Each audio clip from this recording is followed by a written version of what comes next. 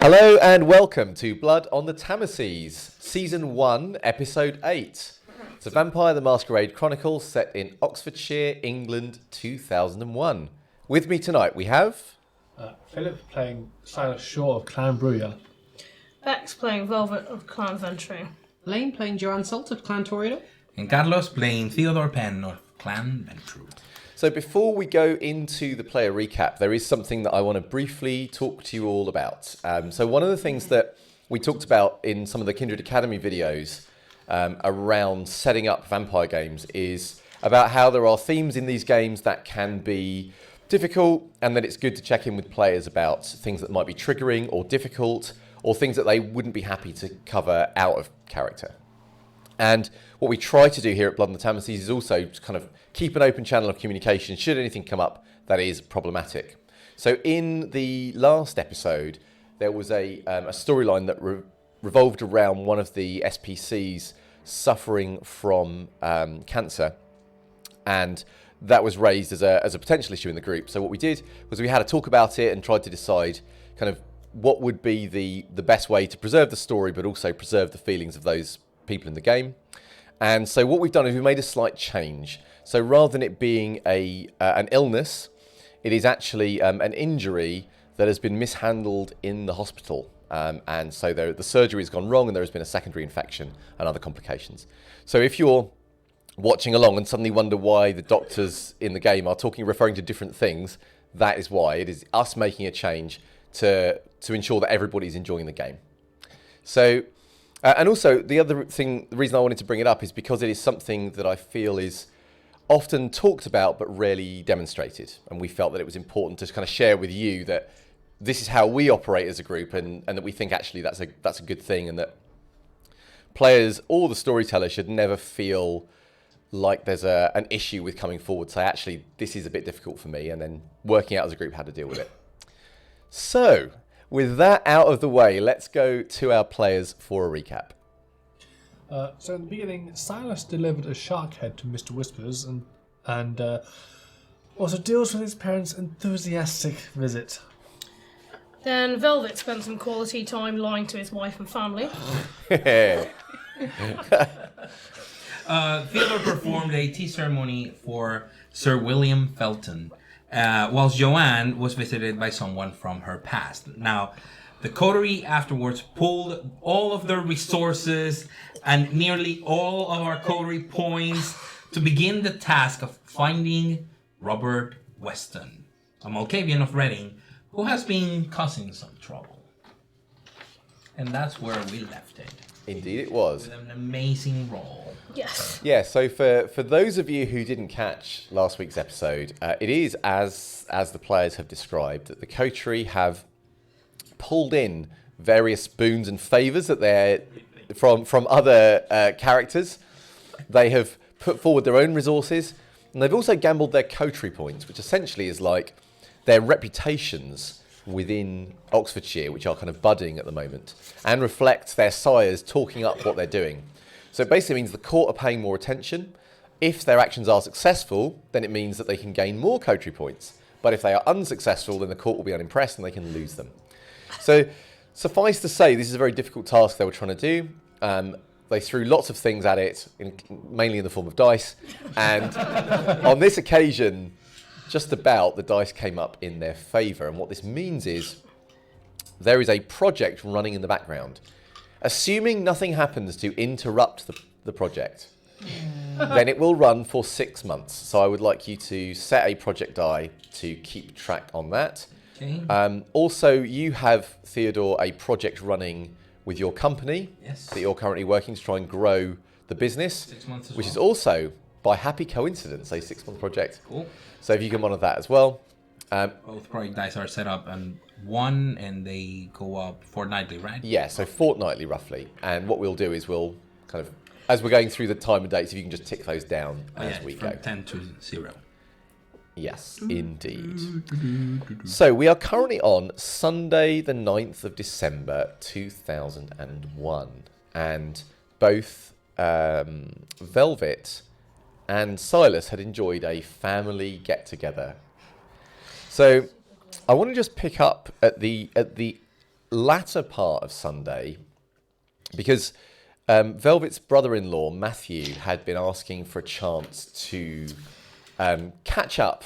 Yeah. Just, man to man. Yep. And Shoot the breeze. shoot the breeze. And Velvet had suggested that would be the case. Is Velvet going to try and get out of this, or is Velvet agreeing to go somewhere for a quiet drink and a chat? Yeah, with he's Matthew? agreeing to go. Okay. So we'll assume that you find yourselves probably in a pub, not too far away from where you live. It's a local pub. It's fairly quiet this time of night. Any of the families that came in the day and things will generally have gone. So it's generally the few old grizzled locals that kind of keep, are like the pillars of the building and are always there supporting the structure. And you and Matthew. And he will have bought drinks, unless Velvet has... Yeah, I'll have bought the drinks. Okay. So Velvet steps in, Yeah. gets the drinks, and you and Matthew will find yourselves at table. And he... So, how are you? Yeah, I'm pretty good. How are you? How's, what do you call it, university? It's good. It's going really well, actually, really well. He looks around. There's no one sitting that close to you.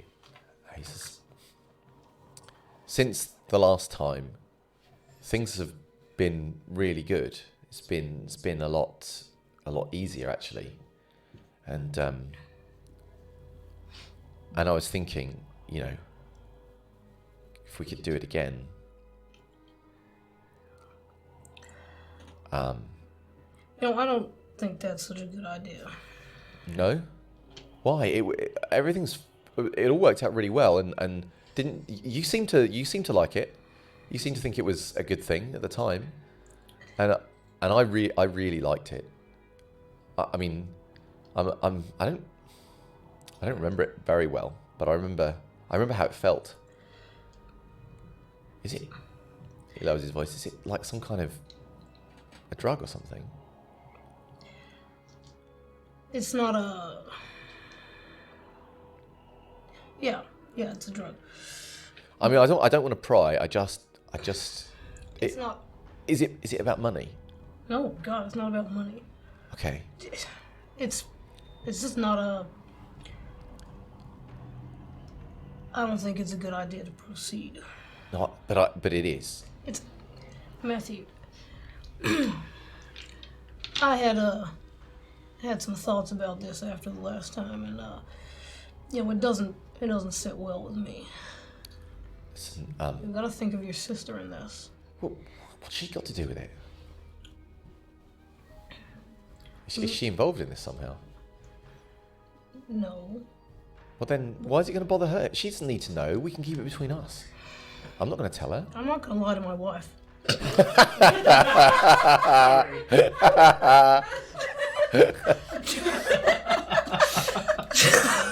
I'm really sorry. Half a relationship built on a foundation of trust. Bullshit me and just went from Sorry. naught to... So he leans over the table, Yeah.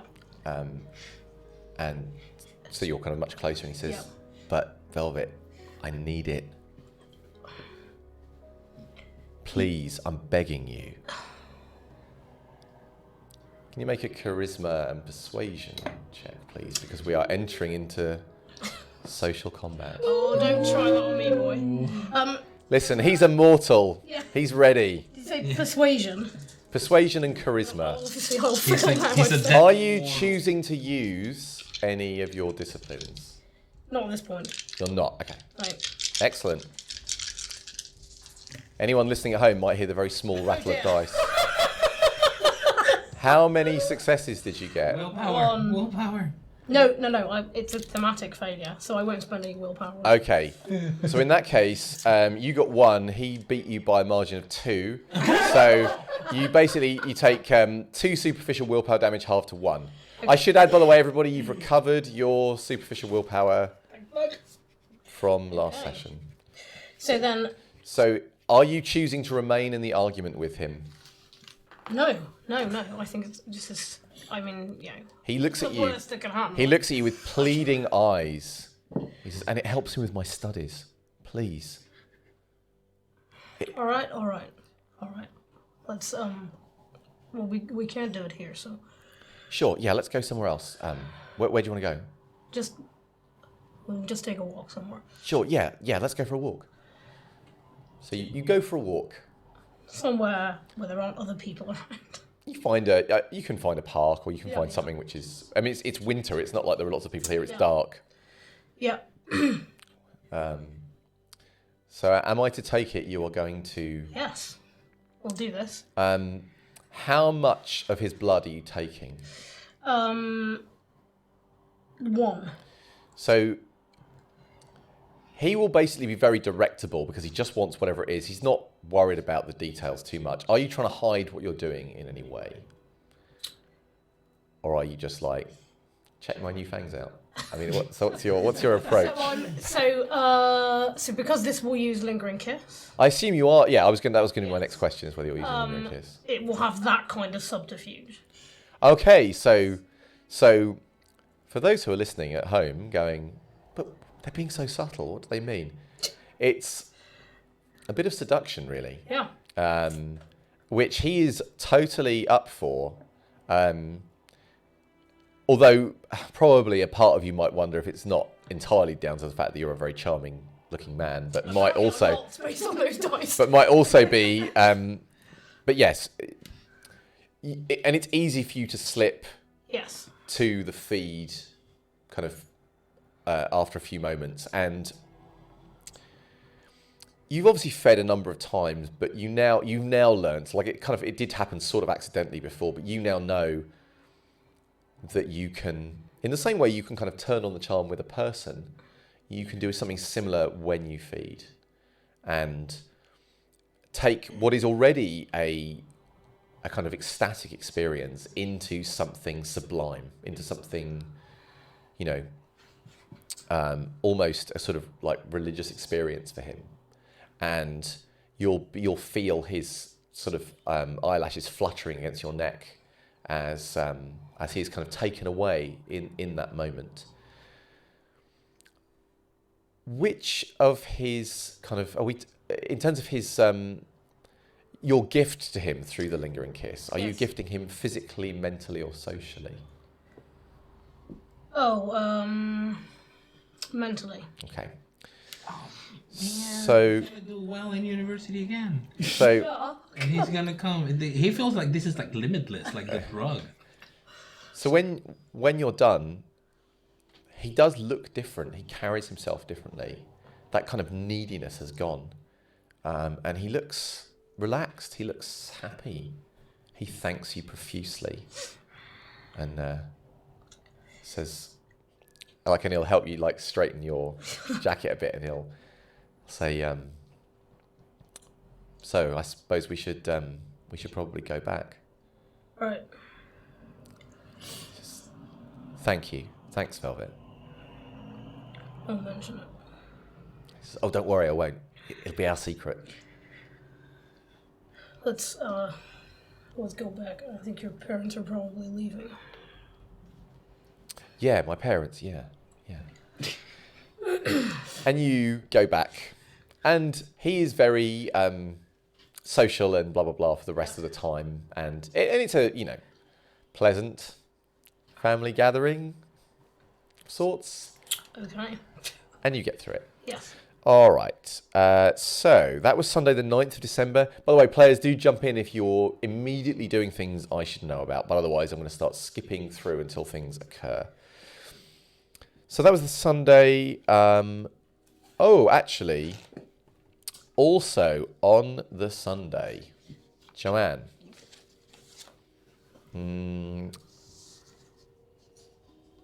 Are you in your flat on Sunday night?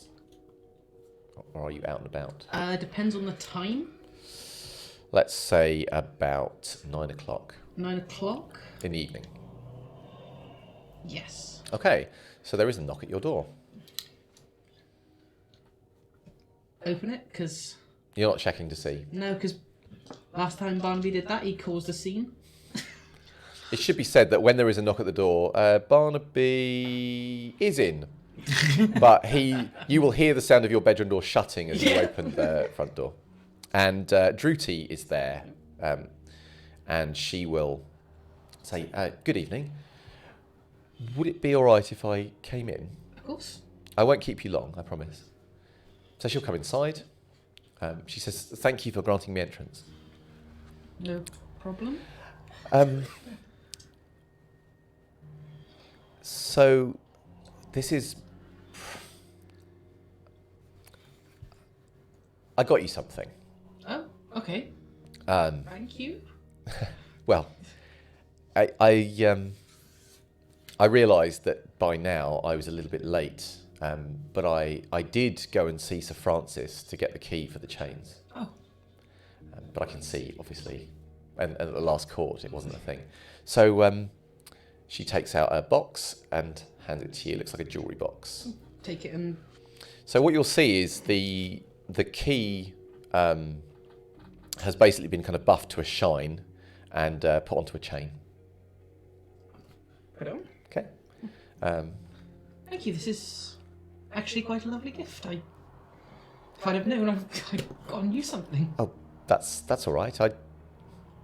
I said I'd get it for you, and I don't know. I thought it seemed thematic or appropriate, or... Does feel strangely appropriate, doesn't it? Yes, and hopefully it'll be the shape of things to come. Well, you're always welcome over here at any point. Thank you. Of course, on official matters, I'll always come direct here. But And- on unofficial matters, if you want to come here, Oh, you're perfectly welcome. thank you.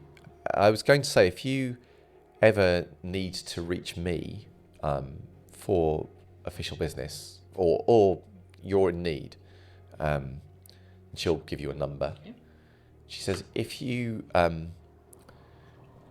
me to come and see you, if you just text that the weather is cloudy tomorrow, then I'll come. And if it's urgent, then text me that the weather is sunny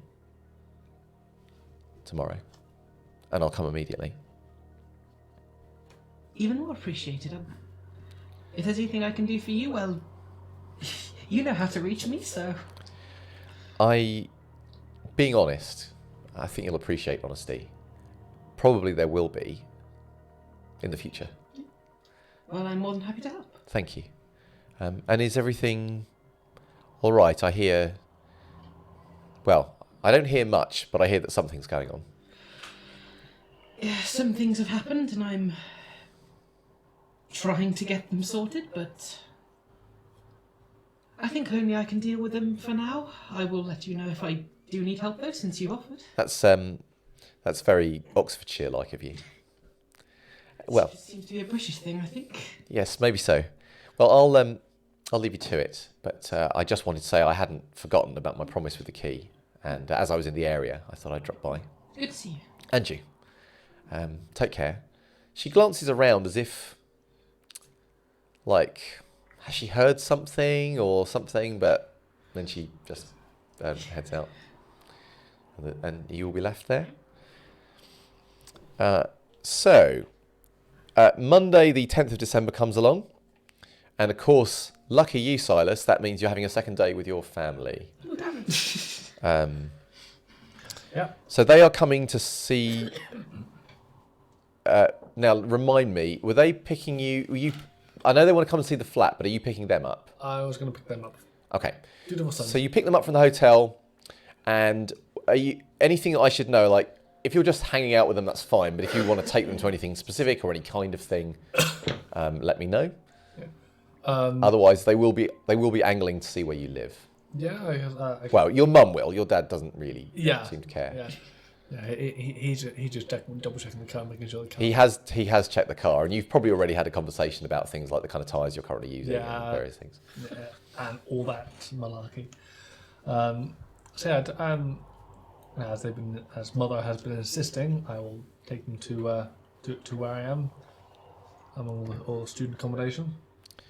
She'll say, as you're driving, she says, Does it ever get bothersome being famous?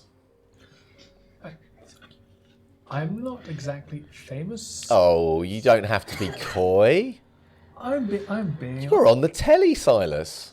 It's not my face that scene. So it's Chris's face. Well, it's not. We don't see your face, but it's the back of your head, isn't it? And it's your body. Yeah. Yes. I mean, you're right. You are right with that.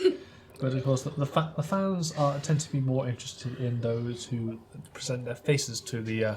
Well, I suppose so. Although, But I always know when it's you.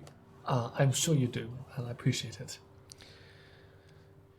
So she'll say, but so it doesn't bother you at all. I don't think I'd like it. People taking photos and following you around when you want to do the shopping and you haven't done your hair and that kind of thing. That has not happened to me at this point. So. Oh, she looks genuinely surprised. Why? Can you see someone following now? Well, not now, but when we came yesterday, there was someone there. I don't see anyone. What, did you put? No? But we just thought this is the sort of thing that happens to you all the time. No. It's fine. Don't worry. I've taken a couple of precautions as we all do for just in case. Oh, that's good. Yes. Yeah. It's good to be safe, isn't it? Yes. I think so. Safe and secure. He's fine. Mm-hmm. Oh, is this it? Yes, there's that Right. side. So just as you're making your way up, just for everybody's information. Actually, no, we'll come to it in a minute. So you go. Luckily, you don't encounter anybody in the corridor. It seems quiet at this point. Probably most of the people that live here are out or doing other things. Yep. You make your way upstairs, and you get to the door. Can you make a wits and alertness roll for me? Oh boy.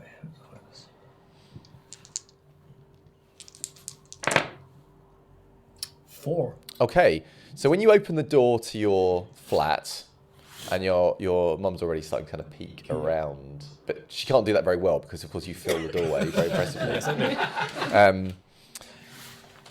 You notice someone has slid something under the door and is at your feet.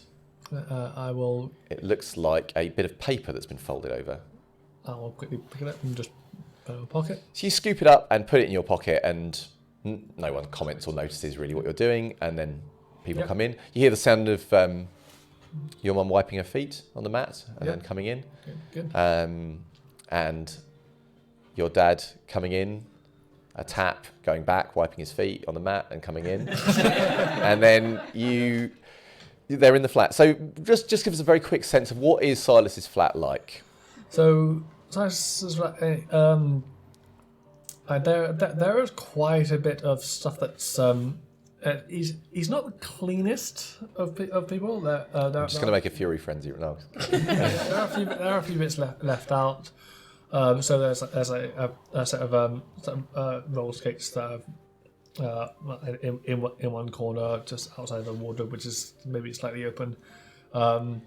There is a keyboard set up in one area as well as a makeup desk, which does not currently, but has previously had a old photo of him in there. So because he's been practicing with his own makeup. Actually, I should make a rouse check because I would have been using Blush of Life. Oh yes, true. Yep. So I'm under 2. Damn it. Yep. So there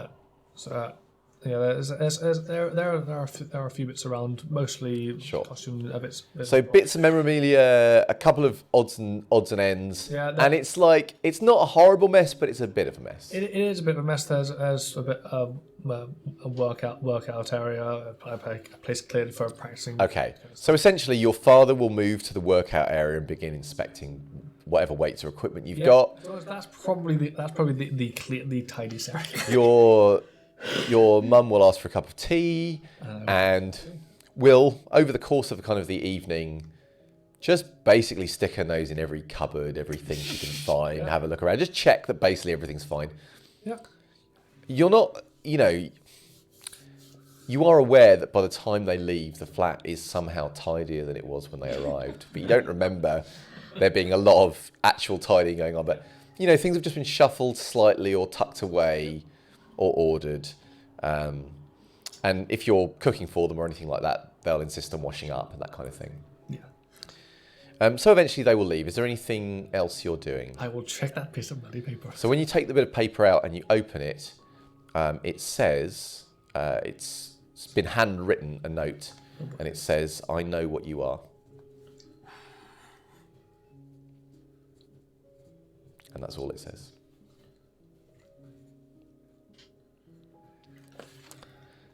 So, that's Monday the 10th of December. If there's anything that Silas is doing immediately around this, then obviously let me know. But otherwise, I'm going to spin for... Oh, yes. On Monday the 10th of December, Yes. to call the warehouse and get the video footage. Yeah, trivial. Yeah. You do that, you pull the footage. When my wife asks for it, it's not there. Yeah. Mwahaha! You foil your wife's attempts to help you. What are you talking about? He doesn't lie to his woman. Sorry, it's true. No He way. doesn't lie to his wife, you're right. Good guy. He's a good guy. I want to go to Churchill Hospital. All right. Make the I was gonna visit say, now. I want to go to church. Okay, so this is on Monday the 10th. Because visiting hours don't ever happen on Sundays.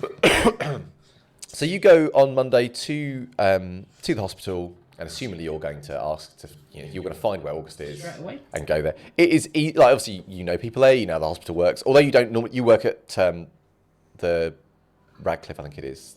But even so, you've been here a number of times, and you will find her. So she is in a hospital bed, propped up. She's got she's hooked up to a couple of monitoring machines, but nothing kind of, you know, you don't think she's like on the verge or anything. I should life because Indeed. I'm good. So you force the blood to move about your body, bring colour to your cheeks. You begin to breathe. Weirdly, sort of start thinking about cigarettes. And you find yourself there. She is asleep when you arrive. Just sit down in one of the chairs and just... It's all his fault. Everything. If it wasn't for him, I could... And it's then that it clicks in her head that he's got to die. She had it in her head before, but seeing August like this is... Okay. So as you come to this firm conclusion in your mind, she will start to stir. So I should say, of course, that she is looking a little slimmer than the last time you saw her, but not in a she's been on a great diet kind of way and doing exercise, but in a kind of she's been in a hospital for a while kind of way. And she looks paler than you remember her. Her roots are showing somewhat. And of course, one of the last times you saw her, you know, she was never one for lots of makeup, but, you know, you were out and she was made up and it was like a nice thing. And whereas now she looks like someone who's just woken up, which is never ideal. And there's that moment where she kind of comes to, but doesn't immediately clock you. Yeah. And then, of course, inevitably realises someone else in the room and your eyes meet. She musters a sort of half smile, says, "Oh, hi." Probably haven't had time to dye your hair when you're in here, have you? No, and I was never very good at it anyway. Don't say that. Well, it's... Joanne's hands are very, visibly shaking, Yeah, she'll be kind of holding the sheet a little awkwardly, like as a thing to kind of fiddle with. And she says, "Well, it's true. It's always much easier when someone else does it for you." As you probably know, because I'm here, I found out what happened.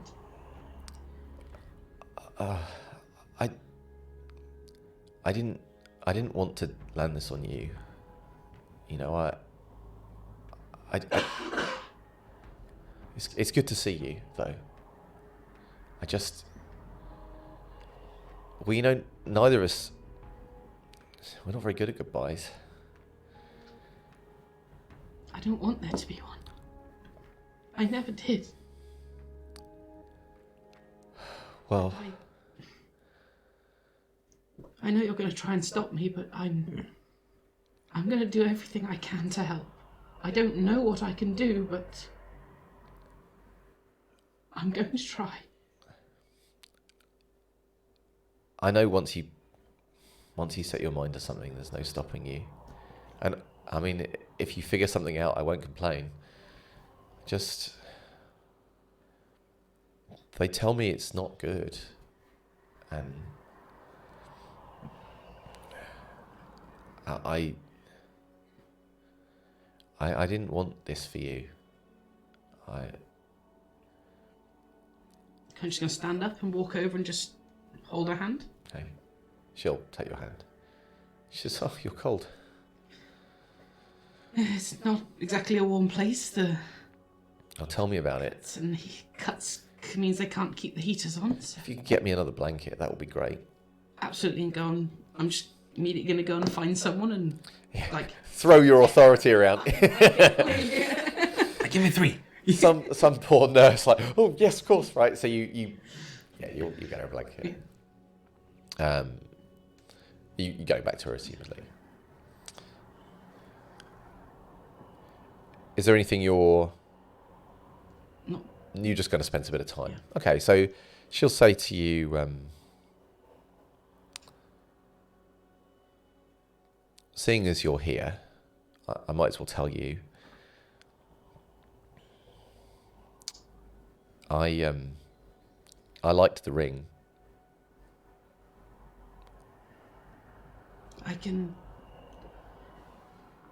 You're perfectly welcome to have it. I've still got it. If I come and visit again, I can bring it to you. Seems a bit... I mean... I just wanted to say...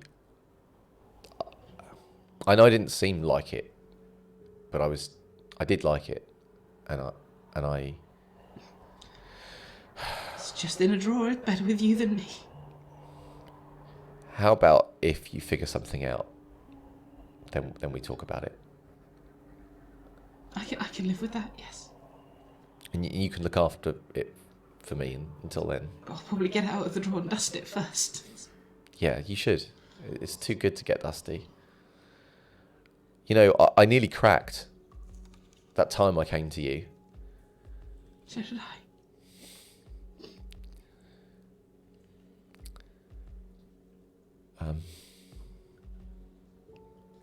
I am glad you came. So am I. How did you find out? Well, I've stepped out of surgery now, and I'm more on the research side of things, and I've got unlimited access to medical records. Oh, right. Probably sounds a bit weird, but I wanted to see how you were doing. I mean, it's... Worse happens at the post office, believe me. Can you stay for a bit? Of course. Don't keep yourself up too late, though. You've heard my lectures on this before. I won't, but I'd just like to just hear what you've been up to, you know? And she'll take your hand. Are you telling her what you've been up to? No. Hey. She's not lying. Just withholding. Well, I don't know. So you spend some time with August, and it's obviously sort of sad, but also quite nice. And is there anything I should be aware of that Joanne is trying to do regarding August? Are you telling anyone else, or are you approaching anyone, or trying to do something yourself?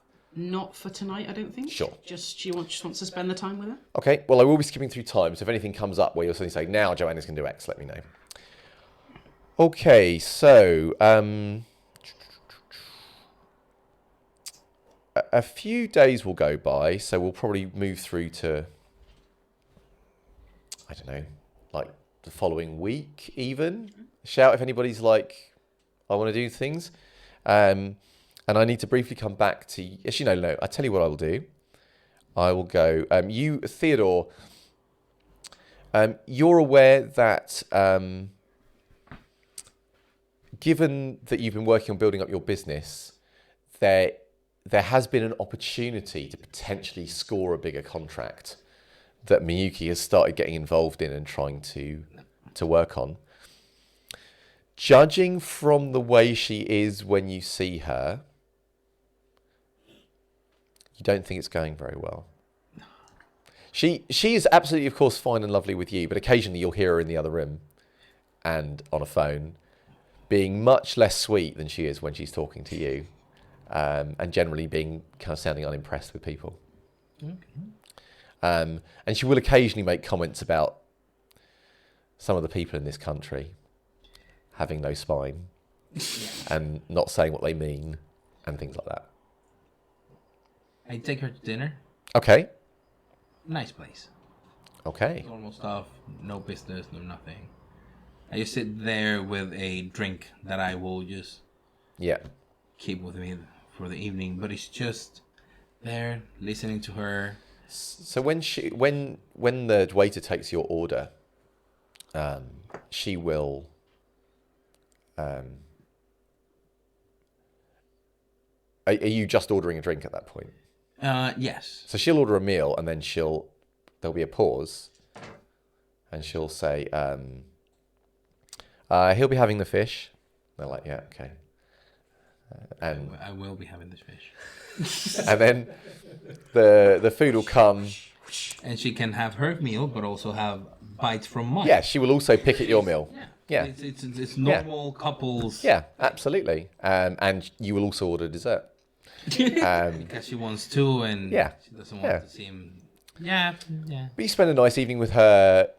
I also want to hear how she is. Not about the business, not about everything, but because probably I'm in the know of what's going on. She will say at one point, actually, no, I'm just sorry, I'm having a Will Miyuki say this. Yeah, she'll say, I'm fine. Are you happy here? I am. Strangely, things have been different. And Very different. now Everyone's so tall here. You haven't seen anything. There are other places where people are taller. Land of the Giants. Yeah, the Netherlands. Now, I think Amago Dono was quite right when he was talking about being elevated being a massive deal. And just as I have to prove myself here in Oxfordshire, and it's a difficult thing. And you've seen what I have to go through so far. It is only understandable that being Gaijin, I didn't stand a chance back there. So it feels odd because Tokyo became home for a while. But now, and I reach out to her and it's like, now I'm here. Now I'm here with you. And this is where I must be, for this is where my creators are. They respect you here, Ken-san. Well, yes. As you should be respected. I am shown the respect and deference that I show others. So it's fine. It's not. It's odd not being the outsider. Well, I can tell you what it's like. Yeah. You are the outsider that eats pancakes for a living. It is a tough life. It is. It is a most tough life. Is this home for you, Miyuki? And Ken-san, my home is wherever you go. You know that. Yeah. do you feel like Oxfordshire could be your home? For a while. Yes, if you are here, then this can be my home. But only if you are here. If you go away somewhere else, then I will go. I just put my hand on her cheek and say, like, then what do you say? And we watch. There is this show on the TV. I watched an episode a while back. It's about people building their houses here. Ah, yes. Maybe we can watch it and get some ideas Yes. for when the business pans out. And I have ideas about house building already. We can see if they're as good as my ideas. my word. Yeah, about that. We're gonna need a dojo. Yes. This is why we need to make lots of money with the business so we can build a good house. Yeah, but also a good. Let's make it a good stronghold for us. She nods understandingly. Then people know to respect you even more. How's your dancing going? I'll show you when we get home. How's your kenjutsu? It's fine. You'll show me. Maybe. You might be tired after all the dancing. And then I think it's gonna be kenjutsu first. Ah. The bill, please.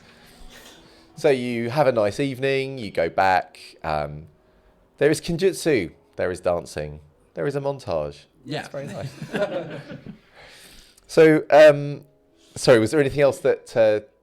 No, I Okay. just dedicating the very little free time that I have between the projects and what I'm doing, because I imagine I'm pretty much in constant contact with Sir William, Soap.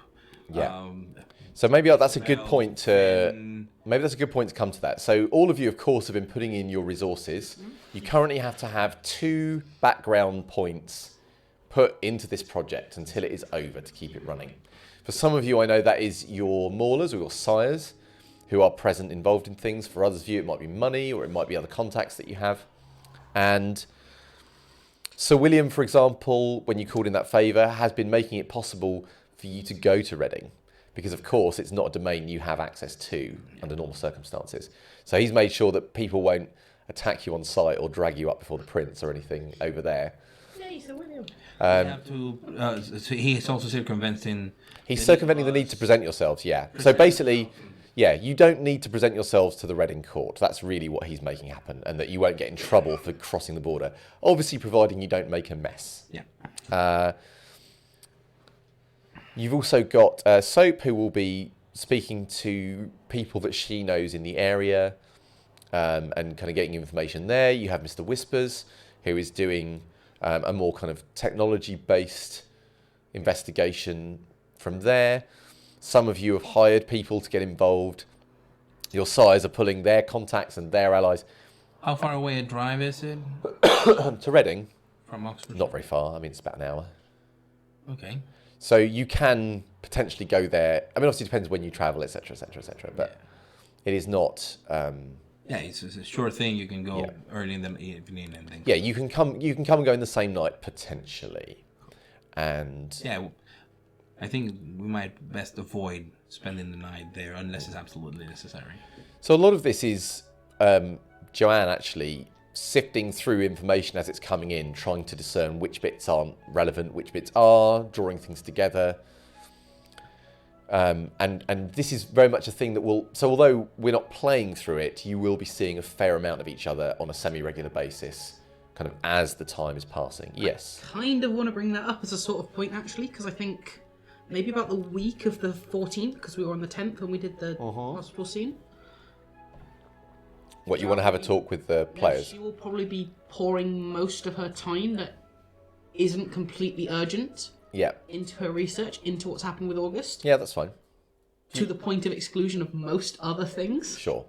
And at one point, she's just going to text probably Velvet and say, "You have contacts in the medical industry, correct?" Yeah. I text back. Yeah. Probably about 4 or 5 hours pass before a reply is saying, then I need to talk to you soon. Okay, I will go visit Joanne. Okay. So let's do that chat. I also will, just incidentally, because we're getting towards Christmas, I will invent a business trip so that I will be away. Then I will schedule some text to my wife about being late back so I can arrive in the middle of Christmas Day. Awesome. When it gets dark. Awesome. Okay. So should we just do it? So it's just Velvet you're calling in, right? Okay, so do you want to do a quick chat between the two of you? Okay. So at this point, she would probably be like in I'll go wherever you've told me. Yeah. Yeah. Okay. just some quiet place with like stacks of paper and just reading through it. Okay. Probably won't even notice you get in. Joanne? You want to talk? Not particularly, but Oh, alright. it's a turn of phrase. Oh, So, again, she just won't be looking at you during Okay. any of this. And it's like, so, you have contacts in the medical industry, yes? sure. I'm going to be dedicating myself to a lot of research because All my stuff is in, what do you call research and medicine, or it's not me, it's my wife. something happened which is bigger than all of this vampire bullshit. What happened? Someone I love very dearly was attacked. The medicine didn't work, the doctors fucked it up or whatever, and now it's my job. I've got to fix this. If you want to help, you can. I'm not expecting it. No, but I'll help you. Of course I'll help you. thank you. I need from you whatever you have on whatever the problem is. And don't be pulling data back out of it, because I know jack shit about this, so I'm going to have to give it to Jessica and see what she can do. See if there's something that, where she is has it that might help with this. But, if you send it on over to me, or if you have it here now, I can take it with me. And I'll ask her, see what she can do. Just hand over a stack of papers. Okay, I mean, I assume she's given me everything I've got Yeah. to know. No. You have some papers. Yes, They're yeah. definitely papers. They definitely have writing on them. And I will go and ask my wife for a favour. Yeah. Your loving wife, I mean, I'm who fully you expect. never lied to, right? No, I never lied. I fully expect that she'll have something she wants from me in return. Okay, and as he's going, as Velvet's going, Joe, again, still being engrossed in all the papers, and so if you have any ideas for this blood tax bullshit, Yeah, I can pull myself away from this, but I don't particularly No, want to. you stay doing what you're doing. I was going to speak to Rupert on that anyhow. I have a name of Yeah? someone. What's the name? Shane Whitehead. Shane Whitehead. He's a worthless piece of shit that doesn't deserve to exist in this world. Alright. Wife beater. Oh. And he's the person that you've been asked to bring in? Someone I thought would be suitable. Oh, Someone that wouldn't be missed. Right, well, I'll find out from Rupert if it's, how this thing works, or what's gonna happen. What do you want? You want him tracked down?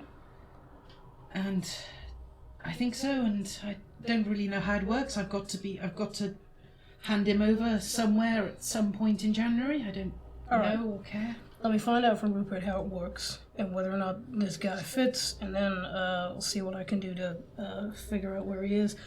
Listen, am I alright to bring the others into this, or you want it kept secret? I mean, they might I have... only texted you. Sorry, I didn't mean I didn't mean the medical stuff. I meant this tax. You bring them in if you want. I'm weight off my mind if you do deal with though. Thank you. Joy, I'm really sorry that this happened. Shit happens. We have to deal with it, and We do have to deal with it, but that's a little bit separate than what it does to you. So I just, I don't know. Folks here, they don't seem so happy to talk about how they feel, so I ain't gonna labor the point, but just go if you want to talk sometime. Offer goes out to you. I will be here. All right. Okay, so regarding your research, your medical research, this is basically something which is effectively an extended test. Yeah. So you'll be working on it. If you hit a certain number of successes over multiple rolls, then you may find whether Joanne likes the answers, but she may find something out. Yeah. So that will be, I think, an academics, and if you have a relevant specialty, you can apply it. Just academics? Yes, I think it's going to be an academics roll, and you can throw in an extra die because... Can I leverage Jessica? Yes, because you're leveraging Jessica. 3 successes? Okay, let me just make a note. That was just academics, no attribute. Oh, you should probably also throw like your intelligence in just for I can fun. throw intelligence in as well, Oh absolutely. yeah, it's not just purely your skill. It's a. Just, I mean, Sorry. It looked like a little. Thank you for. Just 3 successes? Okay. So this is an ongoing thing. Every so often I'll say you can now make another roll, and then we'll see what happens. All right. So the end of the year is fast approaching. On the Oh, hi, Silas. Yes. December 25th. Yes. Woo, woo. December 25th. I wish I knew this was going on. Both project dice go down 1 on the 23rd of December. Yep. Cool. So even where everyone is gathered in their homes, you know, it's no one out on the streets. Sober. There's no one sober. So the good thing about it being Christmas Day in the evening is that actually it is very quiet around here. Most people are wherever they are going to be, and it's the kind of, and obviously it's already dark. I mean, the street lights are on. So yes, this is actually a very good time. So good, in fact, that I will give you. In fact, I think what I'll say is you switching the lights off with your skills Yep. is not what I need you to roll.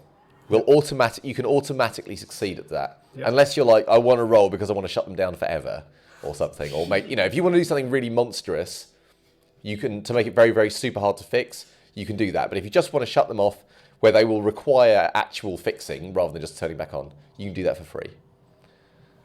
Your call. Do I know how long? Probably how long it would take. Well, it's more about how long it will take them to notice and call someone out and work on it. But it would certainly be something that would probably be done in the day, and it would take probably, someone a day's work or more to sort it. At least 1 day's work. Yeah. So a freebie gets you at least 1 day's work to fix. But obviously that depends on how fast they come out because it's Christmas, so Yeah. a lot of things are shut and skeleton crews. But the thing I will want you to roll is whether you can get away without being seen. Yeah, because I will not have driven there. I'll have you can use my physical skills to get around there. Okay, yes, you've walked there. Yep. Understood. And yeah, so I'll of course roll for the escape. So you're going to take the freebie on shutting it down. Yeah. So you can do that, and this is just a case of can you do it without being seen. So I think this is going to be a dex and stealth. You can argue if you wish it to be wits and stealth, because you could do it to do with kind of how much you're keeping aware of the area around you. I will take the dex and stealth. Okay, so dex and stealth. I will give you an additional die, not because it's super dark or anything, but because you've picked a really good time. I will also rouse. Okie doke. I really want to see Larry now. Ooh, that is 5 successes. So, it is Christmas Day on Webley Road. Fuck. And you have Go to crept, chosen your time carefully. Yeah. You've looked at the houses and when people seem to be kind of settled down, which kind of things are looking out and which are not. You choose your moments carefully. It's still extremely stressful. But nevertheless, people aren't really staring out onto the street right now. They're getting drunk and singing songs and watching TV and mainly falling asleep after having eaten like twice their body weight in food. Yep. So, When you are done, Webley Road is plunged into darkness. And then it's trivial for you to walk away without being seen. On the way, we'll be sending a message to the messenger to inform to Gansu that it's done. Do you have a number for the messenger? I believe we did exchange numbers. You? Oh, yes, you did. Yes. All right. So what is your message to the messenger? Can you make an intelligence plus etiquette roll? Oh boy. That's entirely red dice. Nada. Okay, carry on. What's your message to the messenger?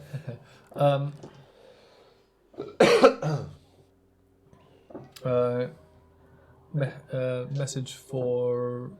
I need an official message passed on. Okay, cool. Yeah, is the first one. And then while waiting for any sort of response, I'm gonna have to go hunt. Sure. I'm not going to play out the hunt scene, assuming you're just trying to feed a little bit and taking your time. At this point, there are no other kind of imminent threats. Yeah. So that's absolutely fine. You can go, and I'm assuming you're willing to use your disciplines. Yes, I will. So you go and you flash your charm, supernatural and natural, and someone who considers themselves very lucky has an incredible night. Not that they remember it very well, but they have an incredible night with you. Yeah. Or at least a couple of hours, and then you're off back. Yep. So, as I say, the end of the year is fast approaching. On one of those, I imagine, by the way, that you are going to try and visit August at Christmas. Is that correct? Or around that time? Probably, yeah. So, you're aware that, because you've been to see her a few times, I assume you see her quite regularly. You're aware that she doesn't seem to have that many visitors. And the sense that you have is maybe that she has tried to keep this from everybody as much as possible. So she is grateful for your visit. You're making your way home, and I'd like you to make a wits and awareness roll. That's always a good sign. Yeah, that's always a good sign. 3 successes. Okay. So you're walking home, and you realise just in time.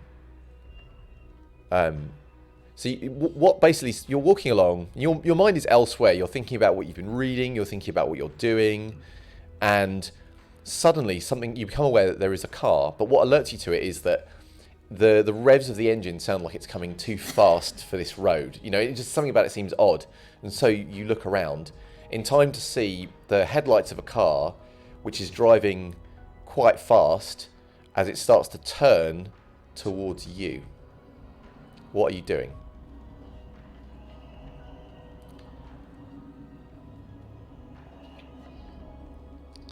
I'll let you you can own. It looks like there is definitely somebody at the wheel.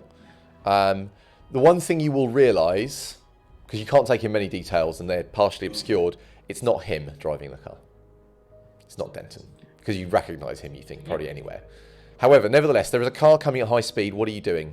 What sort of like area am I in? So you're just kind of coming out of town. At the moment, it's very quiet. There's like nobody out on the streets at the moment. You can see the beginning of kind of more like suburbia and stuff ahead of you. Instant reaction. There is a car. It is swerving. It looks like it's going to pile into you unless you do something. What are you doing? Try and immediately kind of work out which way it's going and jump the other way. Okay, I would like you to make a dexterity and athletics roll. Yep. Let me know if you're doing anything clever. Nope. That was, You do have a number of clever options if you want them. I know I do. But you're choosing not to. That's absolutely fine. So can you make the roll for me? 3 successes.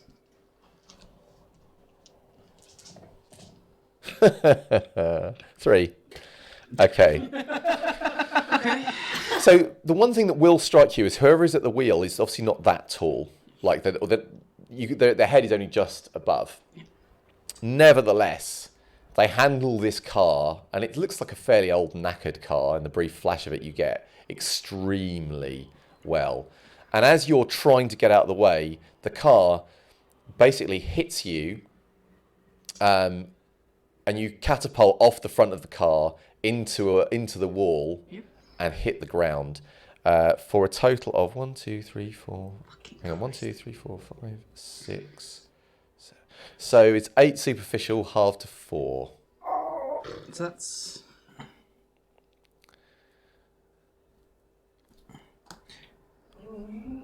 Ooh. I'm impaired. Okay, so you... Three aggravation. There is a crunch. There is a crunch as your body dents the front of the car, and you fly backwards, and then another sort of slamming as you hit the wall and collapse.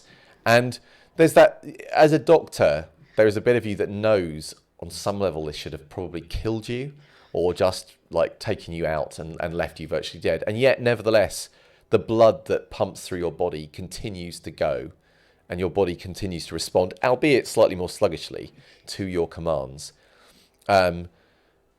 You hear the car kind of reversing fast, like pulling back away from where it hit you. What are you doing? What can I see now? Assuming I'm on the floor.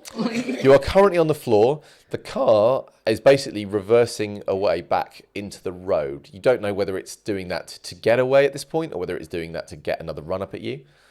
But nevertheless. So I you want to see what the license plate is. Okay, so you push your senses, and you can see suddenly very well. I mean, the street is reasonably well lit here. The dazzle of the headlights are suddenly that much sharper and brighter. However, the silhouette of the person behind the wheel is also sharper too, and you immediately suspect, although you think they're wearing something that covers their face, but with your senses such as they are, you suspect they are a woman, and you think probably young at that. You also think that they might be about to bring the car into action against you again soon. What would you like to do? Give me a second to finish writing these notes. The revving of the engine is especially loud in your ears. You can also smell the petrol now much more crisply than you could before. Like I said, I want to take a quick look at the license plate. That's the first thing I want to Yeah, you look at the license plate. You think you've got it. So turn off heightened senses, and I'm going to try and heal that. So you can heal, reflect. You can heal and act. Healing is just a thing you can do. Like heal now. Yep. Oh. And you're hungrier. Yeah. So. And then I guess. So you said I hit a wall, so I'm kind of against the wall now, or? Yeah, you're near the wall. It is slightly harder for the car to hit you here. Yeah. You can, of course, travel along the wall. There are other streets and there are other things if you want to do that. I guess try and just get into. Try and look around, see if I can find a empty street and just Go for it. So you start to bolt. It will occur to you that you can bolt faster by drawing upon the power of the blood if you wish to. So you run. You hear the revving of the car ominously, and after a few moments, it starts to come after you. However, sorry, can you make me a quick awareness and wits? Alertness. Yeah, awareness and wits, sorry. You can feel the awkwardness of your running, of course, with your unhealed hip. 3 successes. As you kind of wobble. And although you're doing your best to put things like streetlights between you and this car, you are aware how painfully slow you are moving. And also just how skilled this driver seems to be. You don't feel very safe at all. You hear the roar of its engine as it starts to accelerate. It's like, you're not sure if they're toying with you, but they definitely let you get a little way before they start to come.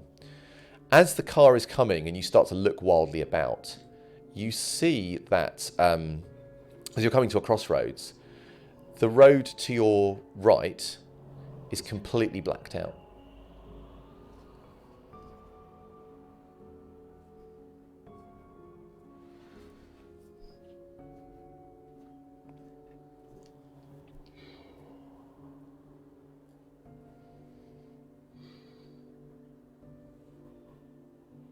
I'm gonna. With many, many inviting shadowy places. The road to your left looks pretty normal. Gonna... And ahead looks like it's well. You're moving into more kind of suburban kind of places here. What's Joanne doing? However, there is a revving engine and a car barreling down the road after you. It will catch you up very soon. Immediately use. Yeah, here we go. Here's the fucking disciplines. Fleetness not to run quicker, but it's basically a free action sort of thing. Pull out my phone and put Silas's number in and just call it and have it going. Okay. So it's picking up all the sound and stuff that you can hear. So you dial Silas, so that's basically you're doing that with your Fleetness. Fleetness, yep.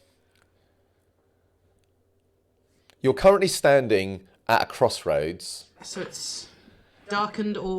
You can carry on into one of the normal well-lit areas, yeah? So if you want to stay in the well-lit areas, you can go straight ahead or to the left, or you've got a blacked-out road on your right. We're going left? So you turn left in towards the lights. Silas, your phone... Extra dice equal to your celerity because of your fleetness. Yeah, when you activate fleetness, you get extra... Your celerity adds to any dex checks. So whether that is jumping, running, hiding, etc. I'm not using it to run. As you turn left into the lights, you will hear your phone ring, Silas. Yep. Okay, so are you speaking or anything, or are you just shout something like "mad fucker chasing me in car"? But my phone is down here, and I'm trying to get as much sound as I can. Okay. Tell me where you are as I'm moving. Just okay? So you're starting to get ready to go. Yeah. The car does not turn left with you; it just roars off down the road. Okay.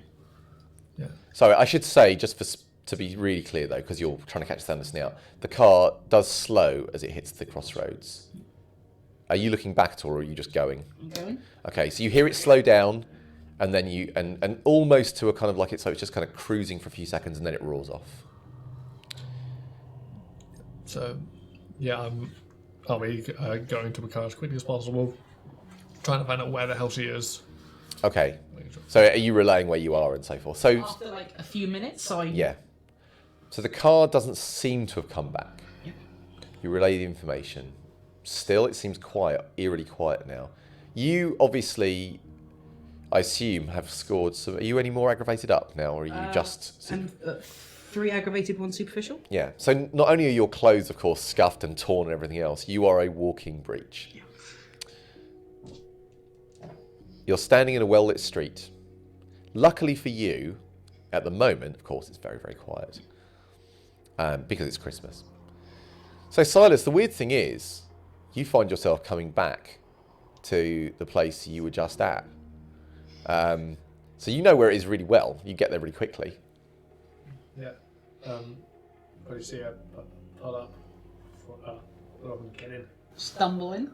Yeah. Yeah. Get in. As soon as you're in, start driving. What happened? Walking home and some crazy fucking shithead just tried to run me down. What? Yeah.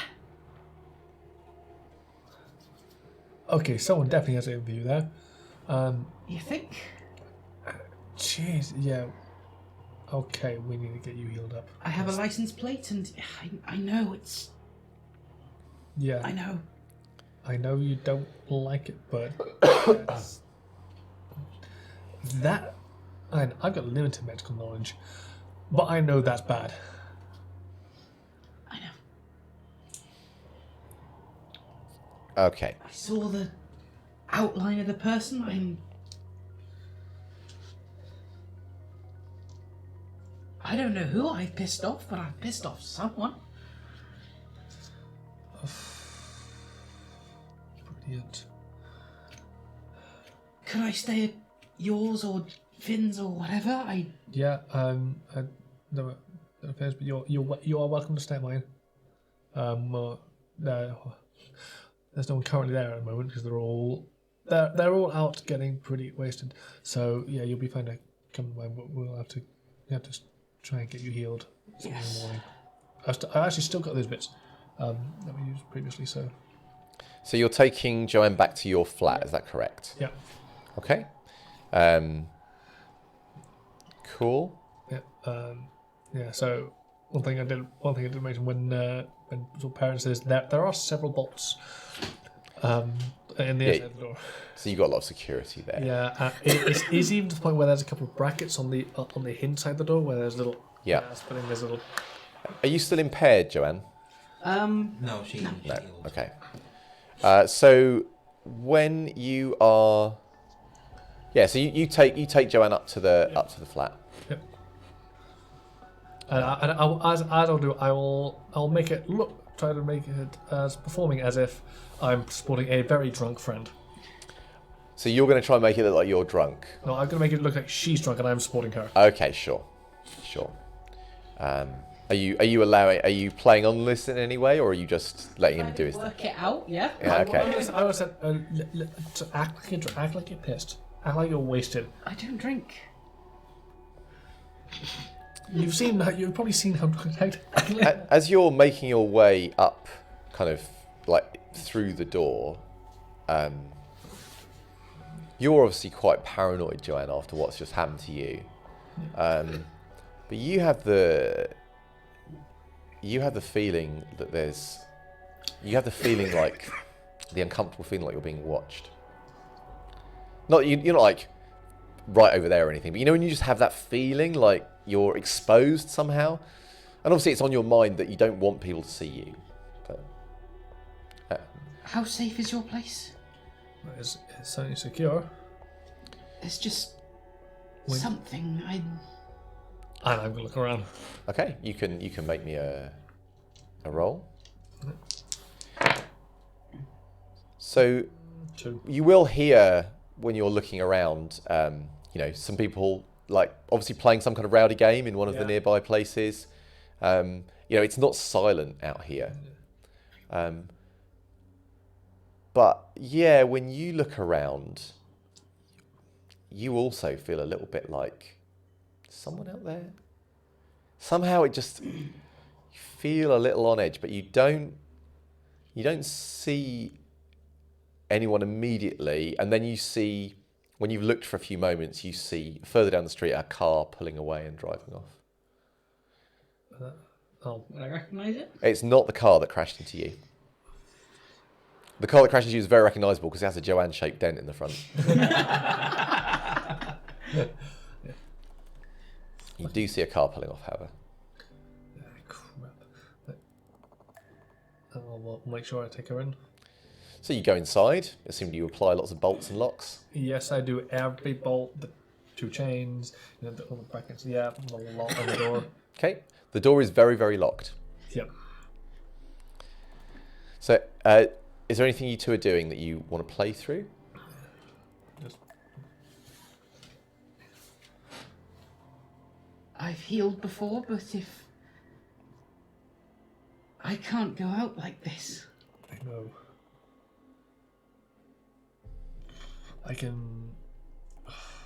I know you're not gonna like this,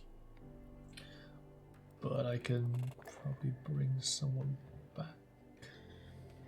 If it has to be done, then I don't. How hungry are you at the moment? Well, when he says that, how does Joanne express her hunger to him? Yeah. How hungry does she feel? What is it like for her? Feels like there's a claw in the back of my neck and it just digs deeper. Right. I'm gonna have to go bring someone back now for you, so you can heal. That's one thing Vin told me. Make sure you're well fed before you try and heal some of those. And then tomorrow, we'll probably have to bring someone else back before you can go. I know you don't want to do this, but it has to be done now. You said it doesn't hurt them. As long as you don't take too much. As long as you have control. God, just fine. Just give me the pointers. Just Fine. So, and I'll of course explain the feeding process. So, and the whole licking wound once it's done, taking a time to feed. Yeah, I mean, Barnaby has sort of told you about it, but he has never really encouraged you to feed on people. But he has told you, like, in a pinch, that this is what you do. But in a very, I have to, yeah. like, you know, he mentioned it as a thing that might happen, but he never really talks you through it in any kind of detail. Yep. And so then I will go out and persuade someone To come back. using full disciplines and everything I have to come back. Okay, that's fine. So actually, I think with your pool, you can do that. That's Yep. not a problem in this instance. Yep. I guess the question I want to know is whether Joanne is able to go through with it. Let's do willpower. And see. Okay. I will literally, if the dice say no, she says no. Something you are aware of, Silas, is you don't normally bring people home. Yeah. You normally go to their place or to a Yeah. club or whatever, and there is yeah. something... I'm in. Yeah, she's in. Okay. Yeah. So it's probably a bring him into the door. You know, very heavy petting, and then kind of motioning for Joanne to come in behind. Okay, so essentially, Joanne, you may have a flashback to some kind of awful teenage experience Yes. where basically Silas brings someone back. So youngish woman, she looks like she's been enjoying some kind of Christmas party and is probably on her way home or whatever, and has now been picked up by Silas. And they're coming back obviously with the idea that you're not actually here, if you know what I mean. And they are engaging in some what appears to be, I mean, you know that Silas isn't drunk, but it looks like some kind of like drunken revelry. And then at some point he signals for you to come over and feed. Silence of death. So you are able to walk up without making a noise. And it is kind of weirdly eerie because it's not just that your footfalls don't make a noise, but the rustle of your trousers, the fabric moving doesn't. There's nothing. And so Silas, from your point of view, because you're trying to keep their attention on you, Yeah. you're not really aware of Joanne until she kind of leans down to actually feed. Where are you feeding on this individual? I mean, like The back of the... back at, not on the neck, But on but the- like around the shoulder, where the artery starts to come up through so you can. Okay. So the first thing that will strike Joanne when she... I should say as well that there is a sweet, somewhat mulled taste to this blood. And when you taste it, Joanne, the thing that will strike you is the stuff you've been drinking is like barely a step up from water compared to this. In that when you drink from a bag, of course it lessens the hunger and there is that relief and it's great. But now it's like you suddenly realise, because you've never really drunk from a person like this before, that it's rich and there is a depth of flavour and a rush of experience and something of her slightly kind of drunk, happy, relaxed, horny kind of combination is all somehow captured in the blood as you taste it, and it is very nice. Does she gain like a resonance or something? She will gain a sanguine resonance from it. The thing is, She doesn't know what that is. but from her point of view, You're it feeling giddy. just means I'm you not drunk, feel you get a good feeling from it. It's not going to change the way Joanne behaves, but you are nevertheless you're going to taste a bit of that emotion and you're going to kind of vicariously experience that feeling through the blood. And as much as it seems awful, the doctor in you is like, I have penetrated this person's skin with my teeth. This is not cool. I shouldn't have done this. There is another part of you that is ecstatic. And of course, it will start to relieve the hunger. And where it's once done, she's licked. I will continue to be just watching around, just using my presence to watch her out. So hopefully she's been too enraptured in the moment to forget exactly where we are, and just You're able to kind of I mean, obviously she wants to stay in the warm. I don't want to go out. Can't I just stay here? We could go and all that. But yeah, you're able to persuade her to go, and It's easy. All right. So So that's a come back. Lock the door. She's got her head in her hands, kind of just like.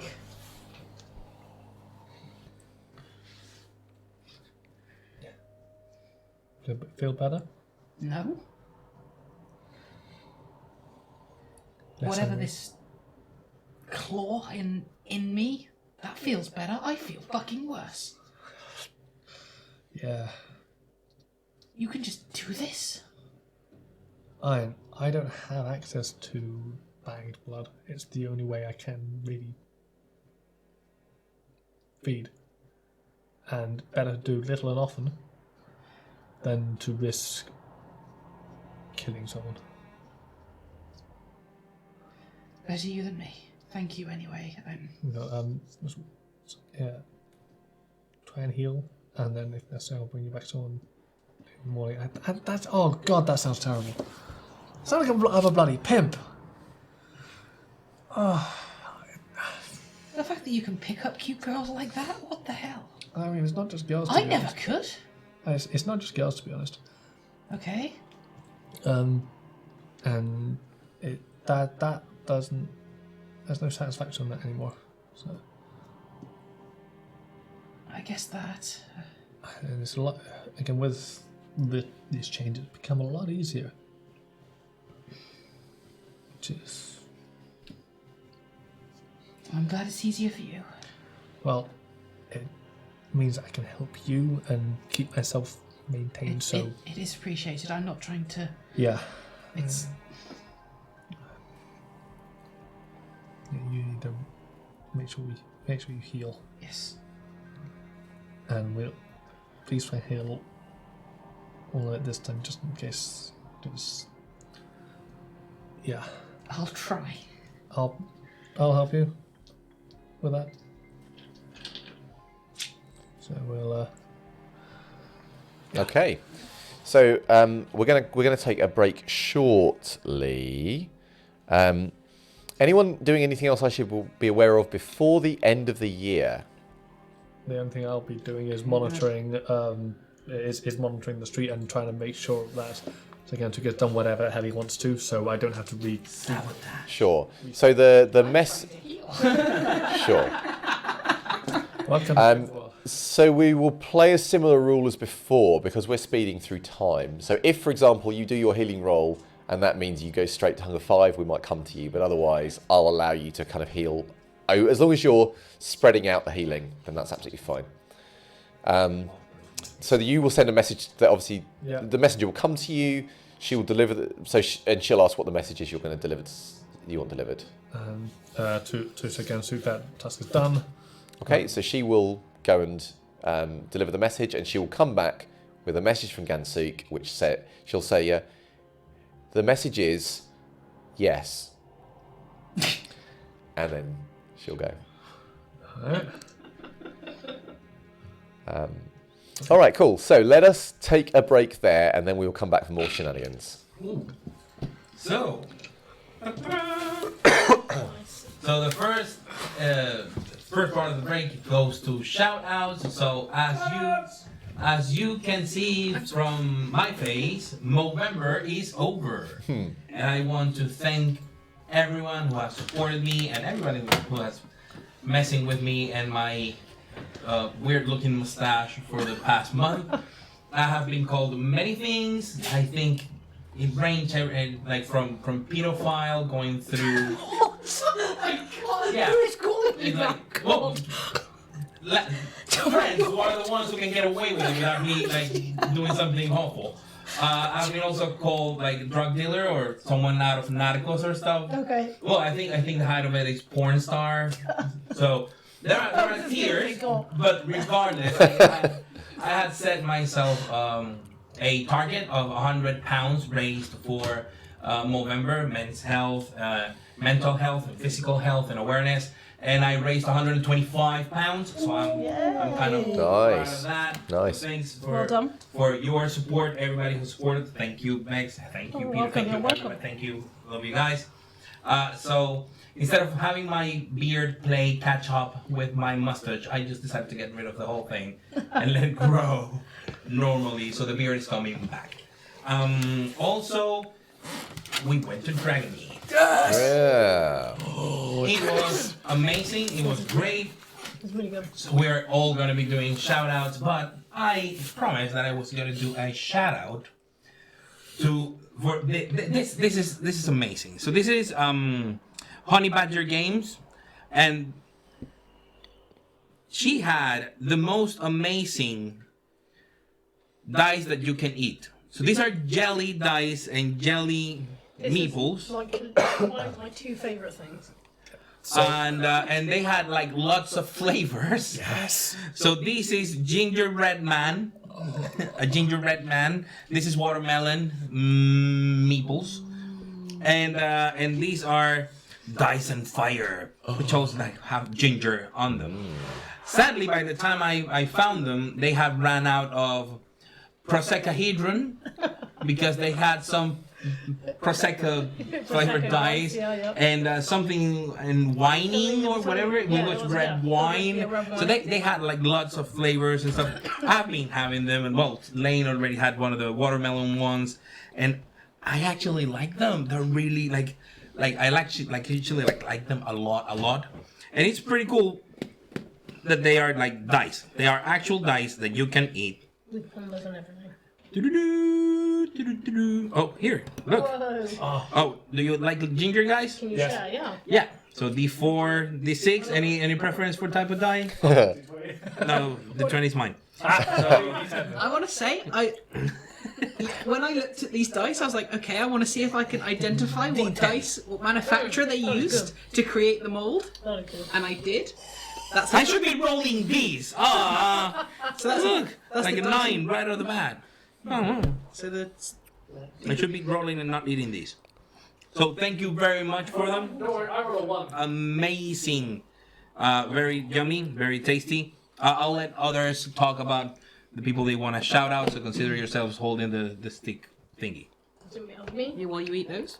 Well, my stuff, as usual, is around the relationship map. But first of all, shout outs for other things. So to Titus, for the awesome fanfic.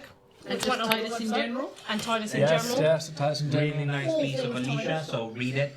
Oh, yeah. Country Archives, Yeah. the website. Yep. And then also to Cedar, who did some great art of Wallace and Seth earlier today, who looked very much like they were going on a crime spree to me. So, She's our co-founder and along with me co-member the Seth Benoit fan club, taking membership. I'm trying to convince Velvet on a regular basis to have something more to do with him, but he just won't do it. So, so that's that. Relationship map. So we did quite a lot actually the last week. So there was a connection added for Fabrice because we know now he is Mr. Whisper's sire. Then we added Victoria Campbell and Denton Fesk and Robert Weston. He's kind of like slightly off the map because he's not like an Oxford kindred. And then Kevin Rawlings, Patty and August Christie, and then the whole of Velvet's sub-family and in-laws, lovely people that they are. So that is Relationship Map, which is under ShrekNet files. Yeah. It's like becoming a habit right now. Look at you. And also, the thing that's really exciting, I always think, is you can click on each person and then you find out all about them, and you Yes. can, and it's all there. And some of them have fan art. Yeah. Oh, yes. If you want to have a stab at drawing anyone that currently has no art, it'll go there. Yeah. So take your pick. You will put it there. It'll be the de facto official Image of this canon person. Yeah. image of Yeah. that person. So you talented people get on it. Of course, going back to Dragonmead, we playtested the Archon system, which is now live on Kickstarter Yep. with their new spell forging mechanic. So I broke in literally 20 seconds. I think we all broke the game Yeah, in different but ways. I she did took not the break cake. it. I mean, she did it like, Yeah. like the minutes. fastest and the filthiest. I did not break the mechanic. I want that known. Yeah, so for that mechanic, what they're doing is instead of having a spell list that you select from, is you create your own spells, which is so exciting to look at. And yes, I mean I may have been the one that just strips armor class from people. It was a bit gross, your spell, actually. Yes, It was disgusting. I think there is something really nice about being able to create abilities and spells and things that aren't thematic or narratively appropriate for your character. Yes. And having the freedom to do that is very exciting.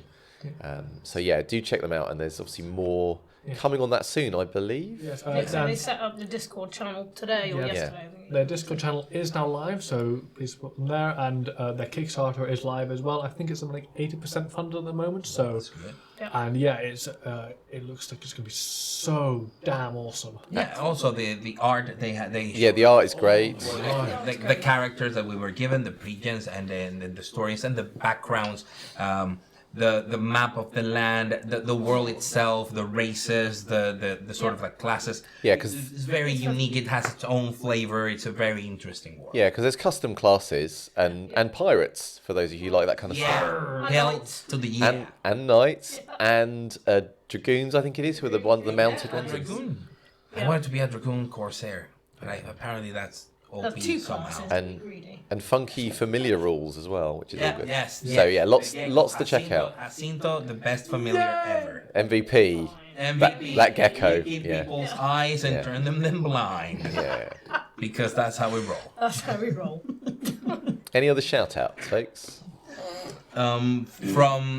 We also had a with Federico. The Nibiru team. They were there. They showed us the book. It was amazing. I mean, and also one of the fold out of the book with like giant ships spaceship. or Yep. It's the art is amazing. It's as promised. Well, I think when we talked about it the first time that I run the Nibiru one shot, we had the quick start guide and we were running sort of like the little adventure that they had there.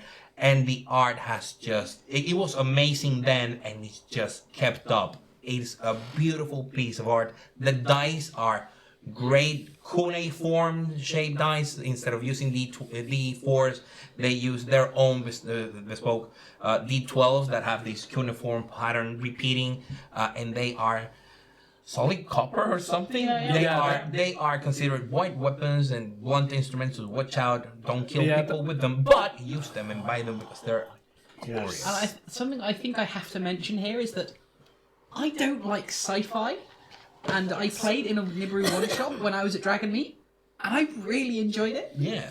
which I did not expect in the slightest. The Nemos mechanic is really interesting. Playing with someone who's trying to recover their memories and figuring it all out on the fly. Really cool. So they were there and they rock. So follow them and just get them. It's so worth it. Anything else from Dragon Meet? And alongside us all meet just connecting with some awesome people. So we met with Scraps and Giga Bookworm too. I met with, and I may have fanboyed out when I met Scrat. Just a I bit. remember, I remember that. Sorry. We remember because we were holding your stuff. It's like, hold my stuff, I need to fanboy. We were like, Oh, and then he left, and I said to you, "Who was that?" very important thing. If in the future you find yourself traveling to the United Kingdom, Oh with yeah. us, Anytime. regardless of the area of the UK you are going, if you want to meet us, let us know. Why?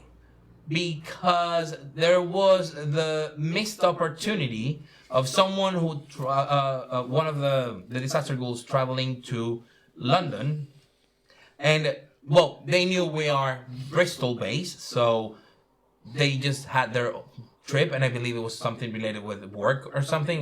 I don't know the details, but the thing is that when we found out that they were in London and we were in London as well, as coincidence would have it, All 5 of us were there. It was too late. They were coming back on the following day. We were also coming back to Bristol, and it was a shame because it would have been nice to meet. So I travel for work sometimes. So yeah, and so to speak, and most of us. So if you're coming to any other area and there is a slight chance of us meeting, and you want to meet, just let us know. Yeah. And we love you. Truth. And do we have... Oh, yes, last thing. The giveaway. There is a giveaway. There's a beautiful pendant.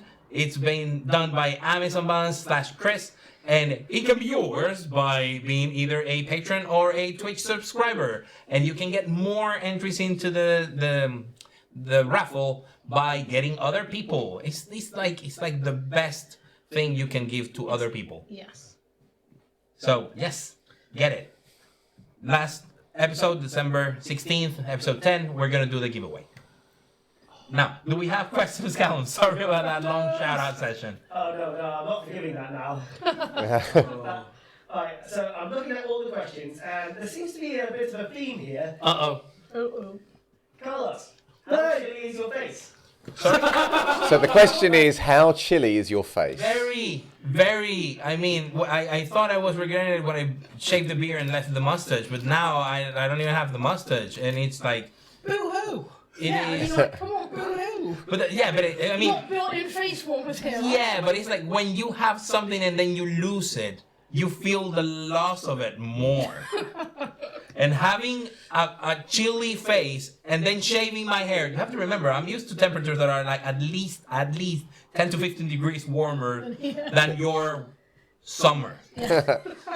Or what you call summer, which is like barely below 20. It's not like that. I know Canadian disaster goals, I shouldn't be complaining, but I come from the tropic, okay? And I'm being forced to be shaved in a place where the temperature last night was like -2, and this morning there was frost in my lips. So, yeah, it was super cold. So any other I ones? need my beard, a second scarf, and someone. We still need to talk about your face. Alright, how fast can you grow facial hair again? Well, Sorry, the question was, how fast can Carlos grow facial hair? Must have timed it, right? Kind of fast. This is already going into the soft stubble. So you're saying that your face has celerity 1? My facial hair does. Yeah. My face is. Grace. Yeah. But yeah, also all.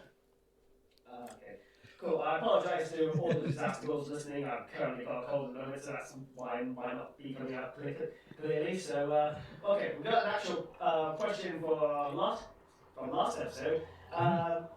Did feeding your touchstone to another vampire count as harming it? Okay, so this is a good question. It's talking about when Sir William fed upon Miyuki, because some people who were watching were like, "Oh, good, Theodore's going to get stains for this." Because that would involve harming or allowing harm to come to a touchstone. However, because Sir William fed gently, and although it stretched onto the edge of doing harm and was very stressful for Theodore, Sir William just feeds very slowly. So he wasn't doing any additional harm. Miyuki did not take damage. She was slightly woozy, but she wasn't hurt. So that's why he didn't get stains for that. But it's a fair clarification. Had Sir William drunk for long enough to have actually done her any damage, had he drunk just a little bit longer than he did, then yes, then she would have been hurt. And then yes, I would have been loading up the stain gun and firing it at Theodore. Sadly for everyone, I didn't get to do that. But also it was like in keeping with the Chronicle tenets of serving your lord and things like that. Yeah, I mean, had I actually thrown stains at him, he would have thrown lots of convictions at me. It would have been very depressing. So, yeah. But yes, there was the potential of. That's why I was like really hesitant. But yeah, there was a potential, but gladly it didn't happen. Yeah, it didn't come to that. But luckily, there's going to be a summer one, so we've got the chance to do it again. Anyway, any other questions? Yeah, we have one more question. Does anyone remember Kirsty? Yes, of course we remember Kirsty. Okay, hopefully Buckley. She's going to be doing some art requests when she has holidays in Christmas. Does anyone have any art requests? Ooh. So specifically of this campaign or other things? Because Kirsty is one that I have commissioned art from in the past due to our spectacular. Commission her, she's amazing. Yes, and oh my god, it's amazing. I love it. Oh man. All right, I'm fanboying out again. All right, I'm sorry. Do you want us to hold your stuff? I'm not holding your stuff, so it's fine. Kirsty, can you do fan art of Silas handing Mr. Whispers a shark head with knives stabbed into its eyes? Just do the shark head. Just do the shark head. I mean, I'm asking for too much. Just do the shark head. It's just a shark head with like in that. Yeah. Well, A decapitated shark man Yeah. with with knives in eyes. knives in its eyes. Also, another a good alternative is a car with a Joanne shaped dent in the front. Just gonna go for Theo being knocked across the courtroom. That never happened. What are you talking about? I mean, if I'm going to say something, just your favourite moment with any of my characters, I guess. Yeah.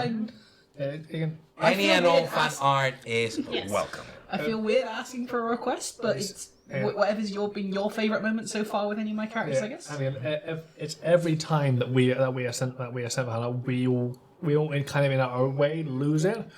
There's one time I've started crying a little bit because it's just thank nice. you. Yes, It does mean so much that you send. Thank so, you very yeah. much. So we will totally like anything you draw, Kirsty. I would say if you're in chat at the moment and there are other people in chat who have fabulous ideas that want to throw them your way, then by all means be swayed by them. Except Theo being. I'm changing my request. Dear being It's on the Seth Fan Club. Make that 3. You know what? That is what high presence. Barnaby! Draw Barnaby! shouting. Sorry. The chat wants Barnaby. Wait, somebody think of the poor tech ghoul. Yeah. Sorry, Callum. I keep seeing Callum. Keep giving his Yeah. Shut up. Let go A will remember this. Okay, so I think that was it, wasn't it? Question-wise? that's it. Excellent. Thank you very much for questions. Sorry about the yelling, Callum. No, you're not sorry. All right. It's Callum Appreciation Week again.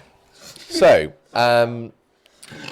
it is. If there is anything that characters wish to be communicating to each other over the time passes, obviously let me know. But otherwise, the year is. I buy Christmas presents, of course, for Miyuki, Victoria, and Scott.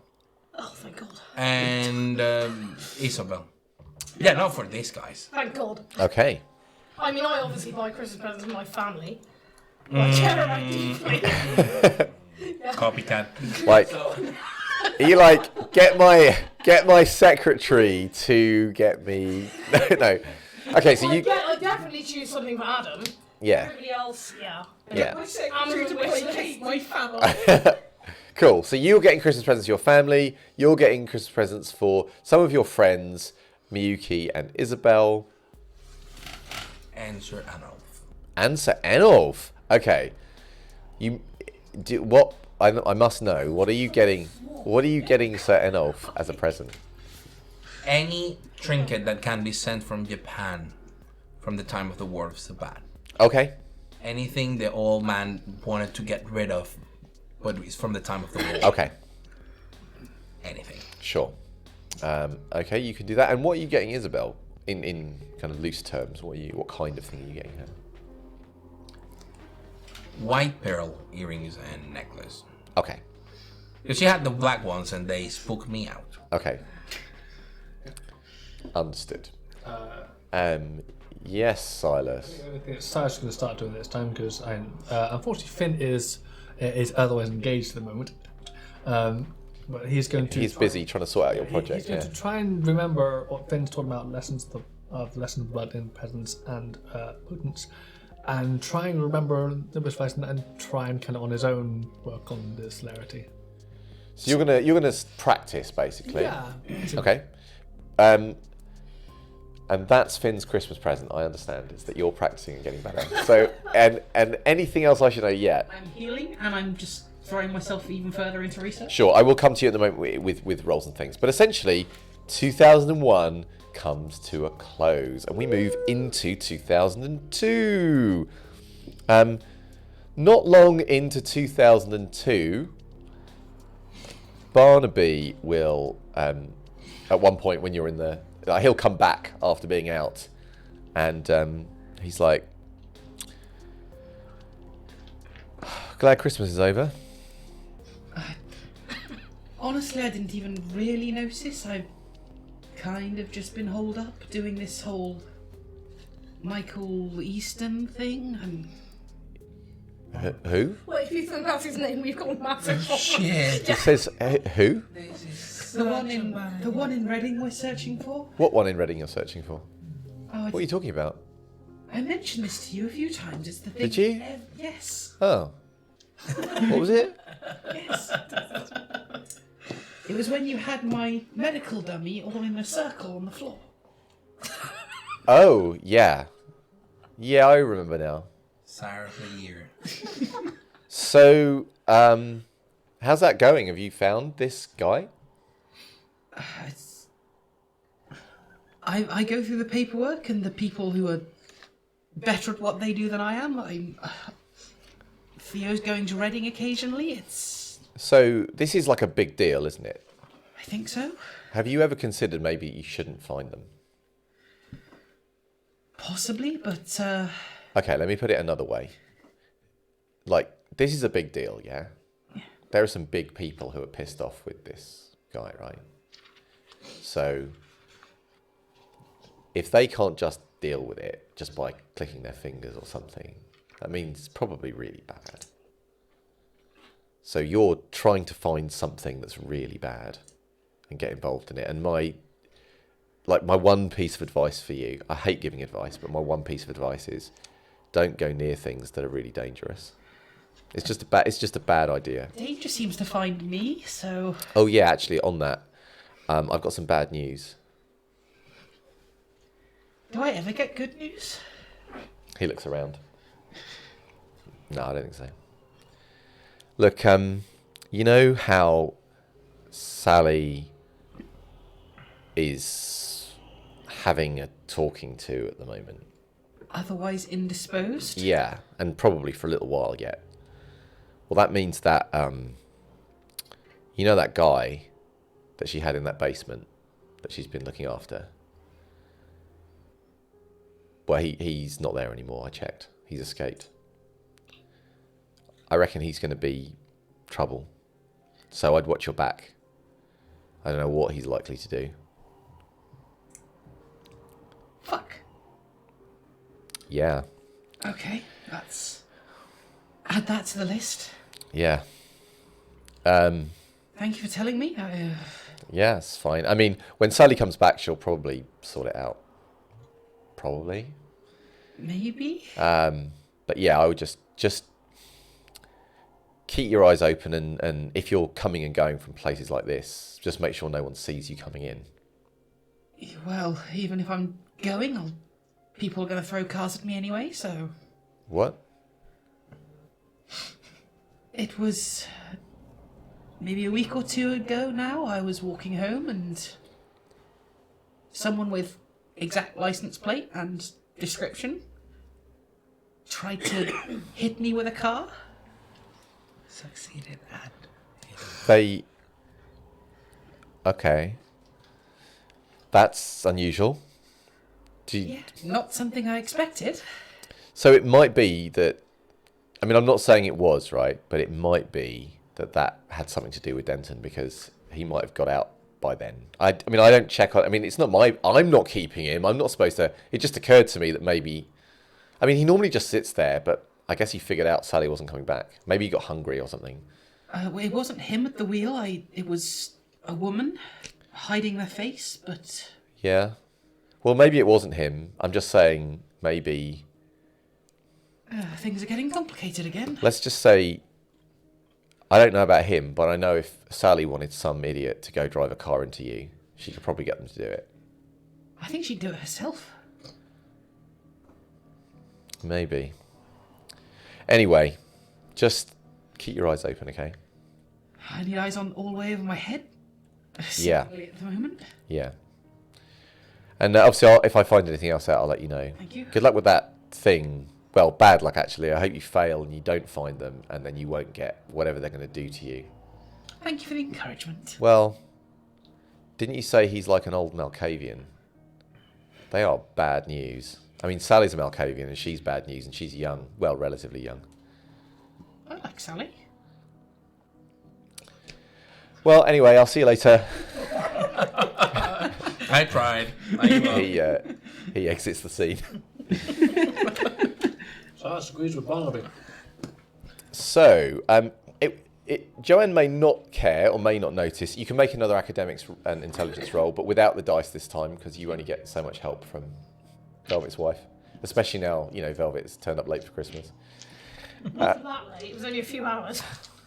I mean... It was only after the present opening of the day. Sure, thank you.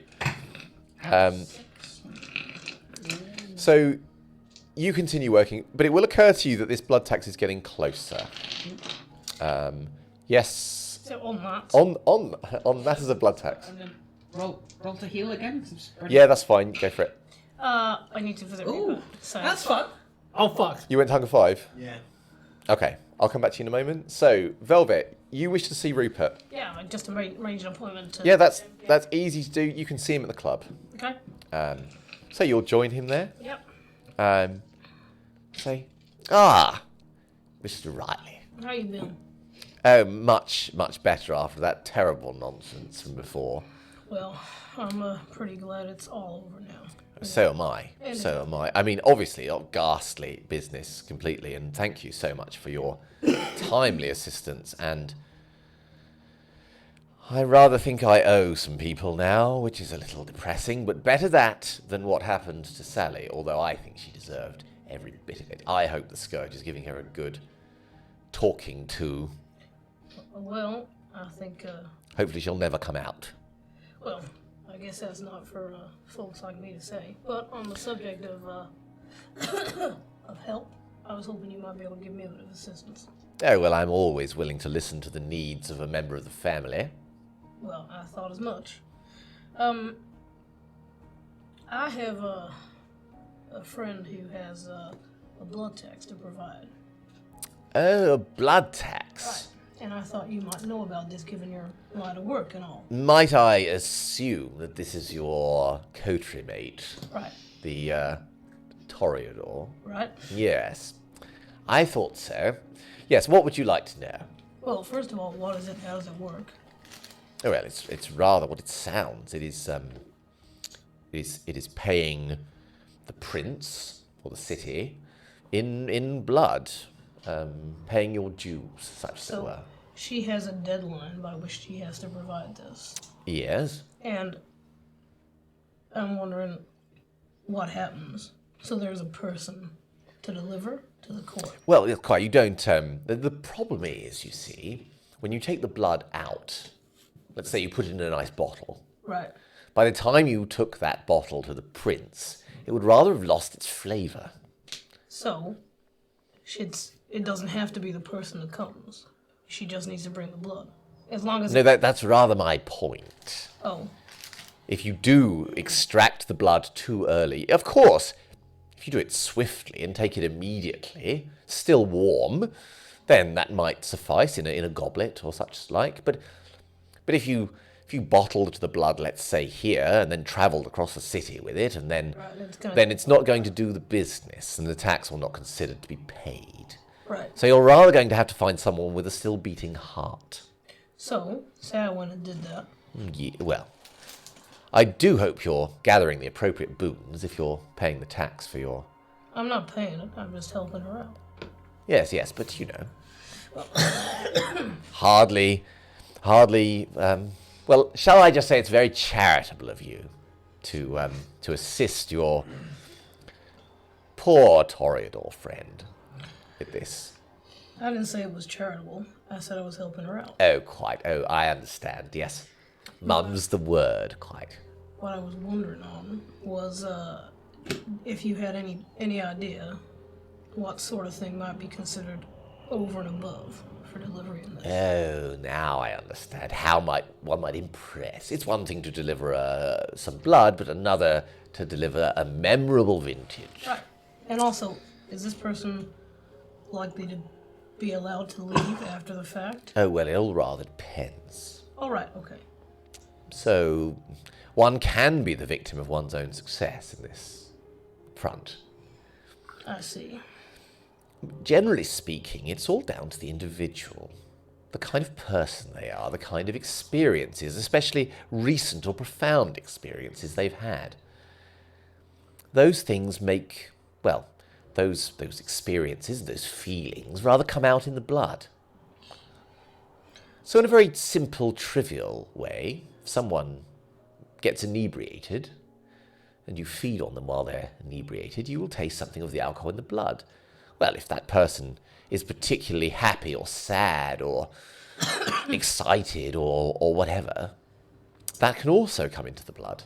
All right. And so, for those in the city who have lived a long time and sampled many kinds of blood, then something a little different, something that stands out, has a distinct flavour, will go down better. All right. Well, that about makes sense. So generally speaking, if they're a boring person, or at least if they're in a very relaxed, neutral state, well, they're not very interesting to feed from. Right. Whereas if they're thrilled or traumatized or whatever, it all depends on the taste of the drinker, of course, then it will have a much more distinct flavour. All right. Well, that makes a lot of sense. Yes, well, it is rather my job. Well, that's what I thought. That's why I came to you. Yes, well, and if you require assistance on that front, well, I haven't forgotten your brave actions at the last court. Well, I'm grateful to hear it. No, we never forget. Family is family, right? Quite. And you have acted like a proper member of the family. One of the first, I noticed, to get there. I'm sure the others were thinking about it, but were shocked, too busy rooted to the spot. I'm rather hoping they just didn't see what I was doing. Well, you know what? Nobody's made comment on it to me. Oh, that so is... I think you're good. That is a great relief. Right. You know, it's a good of you to offer. I'm going to try sort this out myself with Joanne. But if I need your help, I'll come on back to you. Right, yes, of course. Well, you're always welcome to come and talk to me. Yeah, I should come sometime and... Oh, you should. I'll talk to the others. Well, Anne and Jeffrey, they I'm sure they would love to see you. Yeah, that'd be good. It'd be good to see Anne. And I haven't had much of an opportunity to chat to Jeffrey. Yes. So. Yes. Oh, wonderful. Well, we'll find a date. We'll sort something out. All right. Thank you. So you head on. Then I will go back and tell this to Joanne. Okay. And say, so what my thinking is, I am very happy to go and source a person to pay this for you. I think I have a useful skill set to do this. One mechanism, one avenue of thought for this is, there's a person hanging out in Seth's chair that probably fits the bill of completely terrified and might be, a suitable thing for this, and I can, is Joanne's call. Okay. So there was talk earlier of mentioning this to other people or not. Given that January... Yes, so certainly, Joanne said that was okay, right? From her perspective. Yes, so in which case, I will tell everybody this. Okay, so let us assume that at some point when you've had a coterie business of how your project is going, you are going to raise this. Yes. So if anybody has any specific reactions or things they wish to come in on this, now is your opportunity, folks. Silas was kind of sat there with jaw open, going, So this blood tax, you are telling us about the blood tax. Yes, and what Rupert said. Yeah, we'll assume all four of you are present. So that we basically need to deliver a person, unless we can find some... I'm going to assume that you're at Finn's place. Sure, yeah. Finn is around, but Silas, you will know he's busy, so he might be annoyed if you ask him things, but he is around if you need him. Okay. So, what I was thinking on, I know Joanne had a person in mind. She's not there. She's not that, okay. Oh, you're not there, sorry. Yeah, so it's just the three of you. I know Joanne had a person in mind, but... What have we heard about this Eric fellow?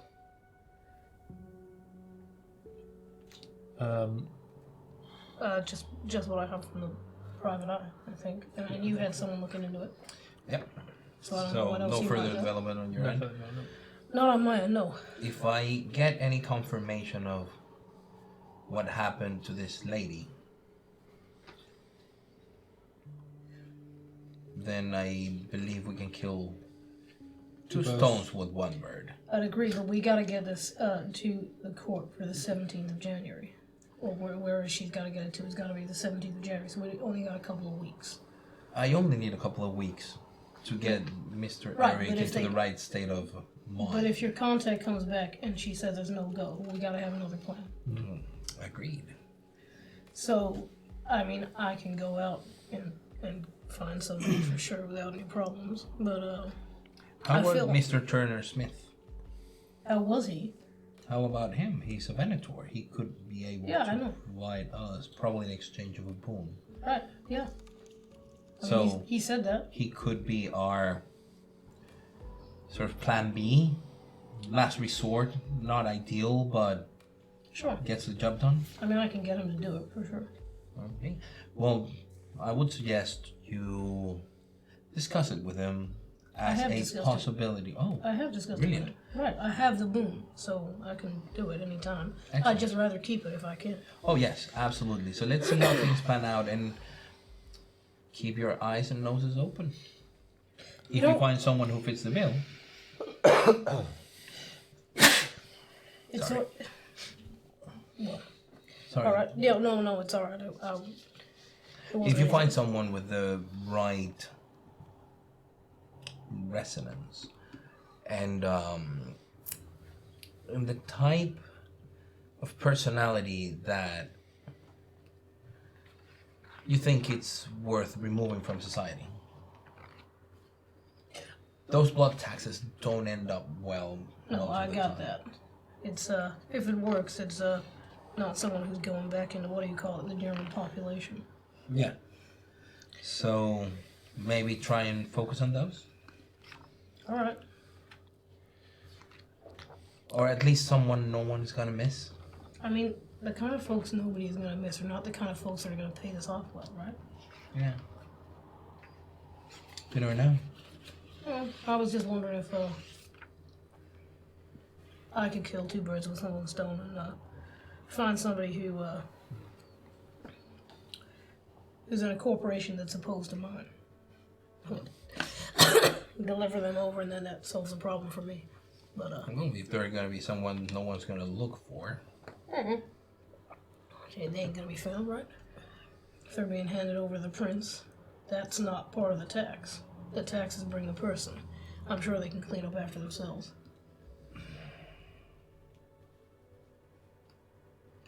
I wouldn't count on that. What? Some In a place like this, that's full of duty and honor, you're saying folks aren't going to clean up after? You know what? I can't believe that. yeah, but Miss Salt is the one tasked Right. with paying the tax. And Miss Salt's going to pay the tax. I'm just helping her out, like Yeah. a decent friend. So it's also her responsibility to deal with the consequences of the tax. So if she delivers to someone that then raises a lot of questions, or the interests of the public, Well, or not the if they police. go back. It's just if they're going to murder this person, then it's their problem to clear it up. I No. don't think that's it that Well, way. maybe they won't see it that way. No, they're asking for blood tax with what Right, it and entails. that's what we're providing. Yeah, it entails the possibility of that person being done. Right. If it works. If it works, the better it works, the more likely the person is to die. You know what? Don't tell that to Joanne, or she won't hand him over. No, she will not help that one. I don't think she has many options in this. She might not have many options in it, but you know what? I think she's the sort of person that would make a different sort of decision than maybe you or I. And you know what? Maybe that's not such a bad thing, right? I hope for her sake that she just does as she's told. What? It's hard to convince. She did recently drink from her first actual drink from What? a living person. Yeah, she was fucked up. What do you mean she was fucked up? What? She got hit by a car. What? Yeah. She called me. Sorry. None of us are hearing about this? She got hit by a goddamn car? Did you cover the breach? Yeah. No one saw. Wait. No one saw. So it's a hit and run. From what I understand, hit and run. I don't know anything more than that. I personally haven't pushed. She was fairly distraught at the time, and I was more focused on making sure that she had sustenance, place to rest, heal overnight. Can I suggest that from now on, any odd occurrence is immediately cascaded through the coterie to me? We are investigating someone with a lot of contacts and a lot of resources. Right. It might have been, well, It could be that we rustled some feathers, rubbed someone the wrong way, or they picked up on this. So anything that happens does not necessarily mean that it's a coincidence. you know what, maybe we also need to have a conversation, the four of us, about who tells what, because Joanne has been the one doing all of the research into this. I know we've all been doing our part, but she's been literally nose in books for God knows how long doing this. So if there's other stuff she's not telling us, then that's a problem. Yes, we need to have clear channels of communication and trust. If we don't have that, we're doomed as a coterie in the future. Also, even though I do not envy Mrs. Holt's position right now, with her head stuck amongst all the evidence we find, the conversations like the transcripts and the records, she's not going out there talking to people face to face. I know. And running the risk of getting involved in, let's say, less than suitable situations for someone of her framework. But she is still somehow involved in less than suitable situations if someone hit her with a goddamn car. Yes. So, That's why how did you know she called you? She called me. I was able to pick her up. Why didn't she call you? Probably because she knew I was like most likely to be able to get there quickest. He was most likely to be able to kill whoever did this to her. There was no one else there. Well, not by the time you got there. Alright, well. let's not dwell on that. Let's try to move on. I'll try to have a chat with Miss Salt. I'll sort out the blood tax one way or another. Okay, so am I right in thinking the coterie are intending to meet again soon regarding all of this? Because you were talking about the week before Yeah, court. Yeah. because I need to leverage Rupa if I need to.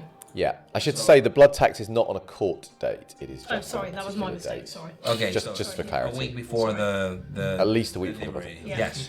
So in the interim, you will hear back from Victoria, Yes. because you asked them to push because you were willing. It was worth Yeah. while for you. And she, whilst you're cooking together, Yeah. will tell you that that this Eric, it took them a while, but it turns out that he's been paying some hush-hush money to someone that she knows, because he'd been a naughty boy and they'd found out about it. So he's definitely not, she'll be able to tell you about that. Yes. And I would like to know has she talked about this person who's getting the money? What they see? But what they found out. What is that? What is it they know that he's paying to keep quiet? Essentially that he has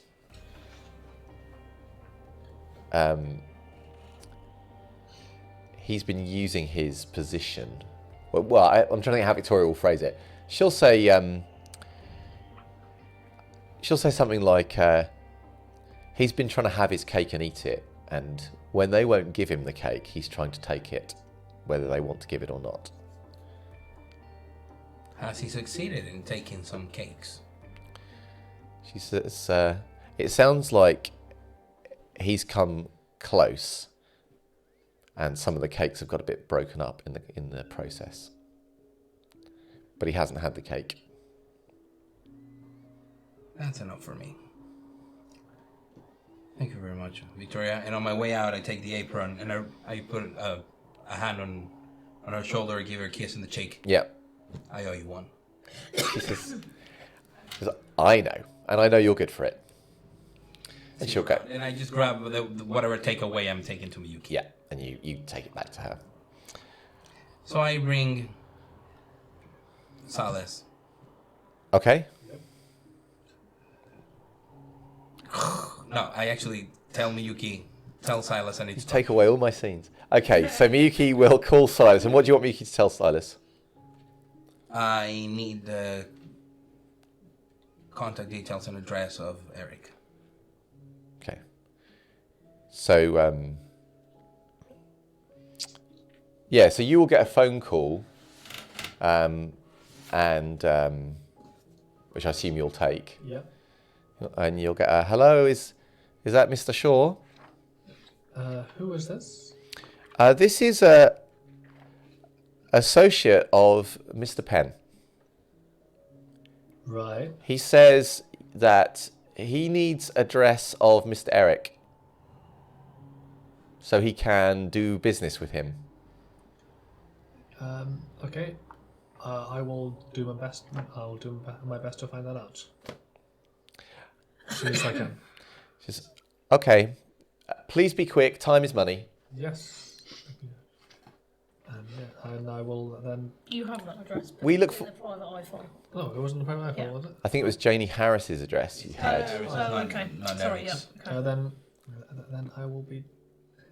I'll try to progressively use my fame for people I know and So- contact of NT.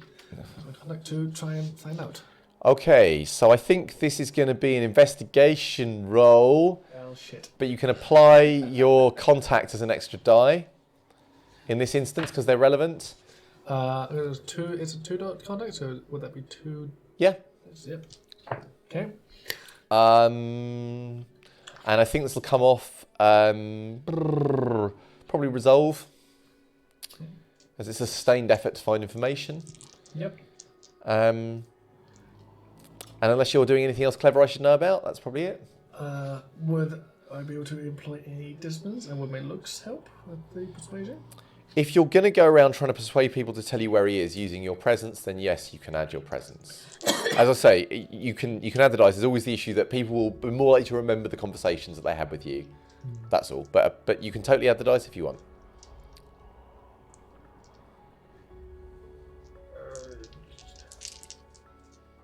No, go for it because it needs to happen. And I will rouse. Okay. I'm going all in on this. I have nothing in investigation. So you draw on the powers of your blood, and you put your smile to its most dazzling, and you start asking around to And find. and would my looks count for this as well, or not? No.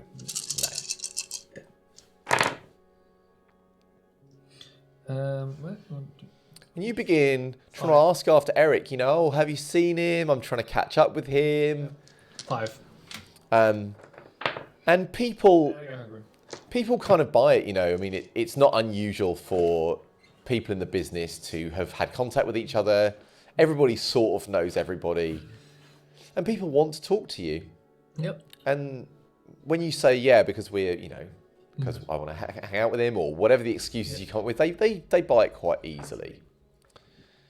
So you will find out that he is currently in town, and he is staying at a hotel at the moment. Then I will make sure to get that address. Be a Jury's Inn hotel. Yep, and I will get that address to Theodore PDQ. Okay, so you will be given. They won't Actually, no, you got 5 successes, didn't you? Yeah. So you will even be able to have found out the room number. There we go. Okay, so you have got a hotel room in Oxford. The jury's in. It's room 45. So assuming you call back Miyuki with that information, she'll say thank you, and then she'll refer it to you. Send Miyuki back during the day. Check if any cameras that the place might have. Rent. Get a room for the. Okay. So she will go there in the morning, get a room, everything, and then she will text me. Check if there are any cameras or the like. All right. So Miyuki, obviously, she's a little stretched because she's doing this other business for you at the moment. Yes. However, Like she will book the room. She will tell you that she hasn't seen. There doesn't seem much security here, Cool. apart from on the main door as you walk in.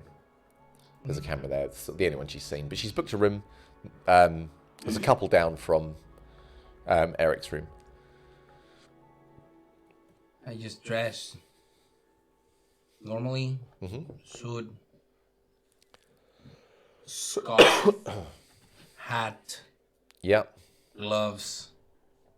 I mean, January is the middle of winter, Yeah. so I cover as much as myself as I can. Yeah. I just go in with the key that Miyuki gave me and a straight knock on the door. On Eric's door. 45. 45. Making sure that I don't get caught in the camera or that they catch someone. Okay. So there's a little bit of a delay, and you will hear on the other side a man's voice saying, "Oh, one sec," and then someone coming, and you think so. When he opens the door, you will hear someone laughing further into the room, and it sounds like there's a little bit of music playing inside. So Eric looks like a man somewhere in his late 20s. He has perfect teeth. He has quite kind of long, floppy brown hair. You have this kind of weird, he doesn't look anything like Naoto, but there's something about his just sort of swagger that you have like a Naoto flashback when you see him. And he says, "Can I help you?" Eric, what was his surname? Sorry. I don't think you know, do I? Sorry, I should say as well, he's white. He's got quite a square jaw. He's a handsome guy, really handsome guy. TV star. Like TV star. He could definitely go somewhere. He's wearing a dressing gown and slippers, and he's got a glass of wine in his hand. I believe it was Matthews, because that was one I wrote down and made on the spot. So Eric Matthews. As I take up that. He says, yes. I look at him straight in the eye and say, "You will shut up, get dressed, and come downstairs with me. You'll jump into my car." He stops smiling. His eyes glaze slightly as they lock onto yours. I assume. Yes. And he does exactly as you say. He just walks out of the place with you, through the hotel. And I don't go hungry. Nice. When you have that moment of locking eyes with him, there is no... you've locked wills with people before, and there's nothing. Nothing. And he follows you in his slippers and his dressing gown. No, right. Oh, you have to get dressed. Shut up. Yeah. Stay quiet. Go in. Get dressed. Oh, okay. Come out. Bad ST. Very, very So simple line. he simply just turns, walks back. You hear the clink as him putting the glass down. You can hear someone saying, "Darling, what is it? Darling." And he gets dressed, and they say, "Well, if you're going out, we need more wine." And then he just walks back out. Then you hear them saying, "Eric," and then he's kind of reaches you. Yeah, and So he's dressed. He's wearing a kind of loose casual shirt, and he's pulled on a quite a trendy looking jacket and trousers and shoes. And he'll just come and follow you. yeah, You make your way down. You leave the hotel. He gets into the car. In the moment he sits there, Yeah. then So he will sit. and that's when he will see the gun. So there is a moment where, of course, once he's sat down in the car, he will start to blink and look around himself in surprise, and then he will see the gun, and he's like, "Oh Jesus! Shit! Is this for real?" This is not a prop, if that's what you mean. Look, I've got some. Is this about money? No, it isn't. I don't understand. It's about integrity, Eric. You seem to be lacking. I don't know what you're talking about. He looks terrified. Says, well, I'll do whatever you want. Just don't. Let's not get violent here. You don't need to do anything. The truth will set you free. As per Beverly said. I will just make sure that you tell me the truth. Sure. Yeah. Can I get out and? We're already. Yeah, the cars. Always like, no. I will take you to a secluded place. One where no one will hear anything. Gunshots, screams. 400 people rave. They will go unnoticed. What is it? Can't we just talk about this, man? Can't we just? Yes. Okay. All right. Well, whatever. Let's just keep this calm, okay? Oh, I am calm. And I will remain calm. Right. Yeah. And as long as you don't lie. No, I'll be completely honest with you. I can see you're a man that respects honesty. I'll be completely honest. You see, I already know for a fact that you have been up to no good. Taking advantage of some of your female colleagues. Oh, that's just a misunderstanding. I'm not taking it. I mean, they want that. I shoot him in the knee. Okay. You shoot him in the knee. Yeah. And he screams. And he stops arguing. And then he clutches at his knee and goes, you fuck. He begins to cry. So as I was saying, I know for a fact that you have been less than appropriate. I'm sorry. I'm sorry. I won't do it again. I promise. Just please let me go to a hospital. No, this is the problem. Don't worry about hospitals. If you need a resident doctor, I'll find one for you. Yeah, I think I need one. I've been shot in the knee. It is nothing. You see, the problem is not just that you cannot do this anymore. It's that you shouldn't have done it in the first place. I'll make it up to them. I'll do something. Just there is a quintessential quality every human must have, and that is the respect for the other. I respect other people.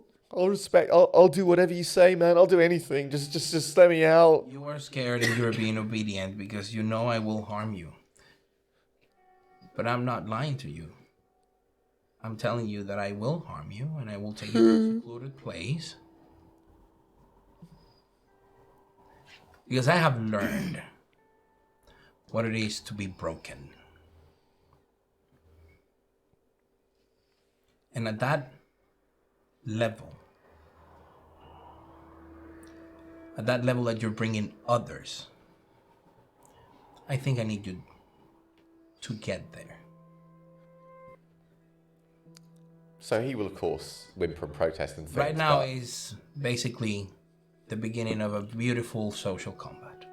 Okay. Fukuoka Yunanaban is the name of the concentration camp I was taken. I will tell you a couple of stories, and some of them you'll live in the flesh. I assume it's something with intimidation? Yeah, I mean, let's assume it is Manipulation, intimidation. probably. Well, I think you could probably go. I mean, you're not being deceitful. you're not twisting or cunning. I think you're just bruting him with your charisma. Yeah. You could argue manipulation, though. I don't mind. Charisma, of course, this is my discipline. Yeah, of course. It's a very dark car. You're driving at night, so. Do I get anything for the gun or the previous wounds that he has? I mean, yes, no, you can. Do you want to roll the dice? Even. I'm assuming your pool is so disgusting that you'll automatically get lots of successes. Well, it's already 4 successes if I have it. It's up to you. You can roll if you want, or you can take the successes. You can have an extra. I'll tell you what. I'll give you a success for having shot him in the leg. Yeah, that's 5 successes. Okay. Because it's, He does not resist enough on his immense social resistance pool. So, essentially, things will go as Theodore is intending. Let me see if I've got your intentions right, and you can obviously correct as we go. Mm-hmm. But I'm assuming Theodore is intending to take this man, to take Eric away for a number of days, and essentially terrorize him such that A, he won't be able to do what he's done before again, and that B, his blood will have a very interesting tang. yes. Is that correct? That is exactly what I'm doing. I am breaking the man. Theodore has respect for others, as in their integrity, Yeah. and he understands that life is transient.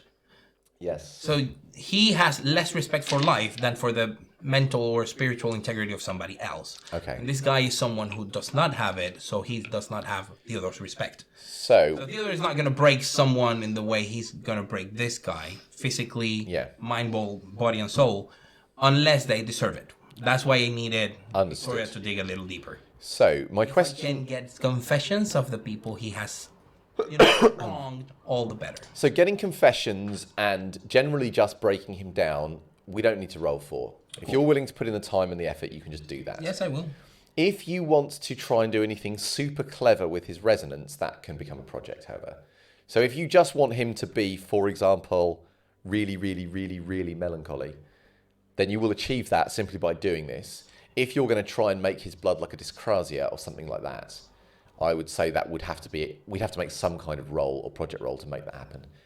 I don't know if Theodore is that bothered about him having a super whooper. How long until the day that it has to be? So it's probably about the 3rd of January at the moment. The blood tax is due on the 17th. Yeah, we have less than 10 days, so it's not worth doing a We've project. got about 14 days.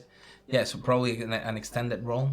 It would be more appropriate, and I will just try to get the resonance to acute. Yeah, I think. If I succeed disgustingly, okay, and if I but it's So why don't you make that roll? okay. And this is not to see whether you can break him. It's just to see whether you can make an acute. So would we use the resonance changing mechanic on their herd? Remember? I was going to say just make it you are terrifying him into a change of resonance, to be honest. Okay. It's okay. So just use the pool you were using before and see what you get. So, meanwhile, It's 6 successes critical win without willpower. okay, Holy mother! Wow. are you spending willpower? Yes. Bloody hell. See how well loved you are with coterie. 7 successes critical win. Okay, Keep using those dice. Yeah. so let's say over the course of this time, you and Eric have a lot of quality moments together. Yeah. I mentioned him, for example, my first day after I was captured and taken to Fukuoka, and how you don't They don't teach you the language, but they expect you to follow all the orders. Yeah. So I'll start speaking to him in Japanese, and when he doesn't follow suit, I'll just torture him. But at every time, I will tell him everything about the women I love or respect throughout my years. My former wife, Miyuki, Isabel, and any other woman. It's like, it is more than respecting their body, it's respecting who they are as a person. So, we will say that you do get confessions out of him. He will confess to everything and anything by the time. I do give him my word that I will not kill him. Okay. He just needs to suffer. Okay. So he will tell you those things. You will set his resonance to acute. I will write down the names of the women he has wronged. Yes, that's fine. You get the names and also, if you like, the specific things that he did. Meanwhile, while that's going on, you can have another roll on your. I was at Hunger 5. Oh, sorry. Yes, you're a Hunger 5. Oh. So you. Here I was feeling heroic while interrogating. So you have healed. How much of your aggravated damage now? Because the damage will still heal. I'm just on 1 aggravated now. Okay. So when you wake up on that morning, and so it's probably like the 10th of January at this point, and your wounds kind of come back together. At the same time, you are aware of being. The hunger that is normally present is everything. The one thing you are thinking about, the one thing on your mind, is how to get blood. You are dimly aware that there are other things are important to you and that you should be doing them, but they suddenly seem to kind of, they're faded out slightly and off to the side. They're there, but actually you want blood right now. What are you going to do? I'm assuming I'm going to have to roll to resist hunger frenzy. Yes. Only if it took you to Hunger 5. Oh, no, then yes. It was immediate, like... And I woke up at I have a 5. plan if I do hit Hunger 5. So make your willpower roll. Plus 2? Correct. Yeah. Plus 2, yeah.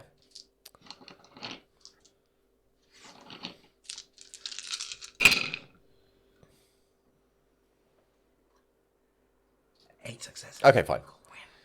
So you remember when you were turned, and you remember how you'd felt like this then. And you remember how you stood your ground and did not feed immediately, even though Barnaby offered you the chance to do so.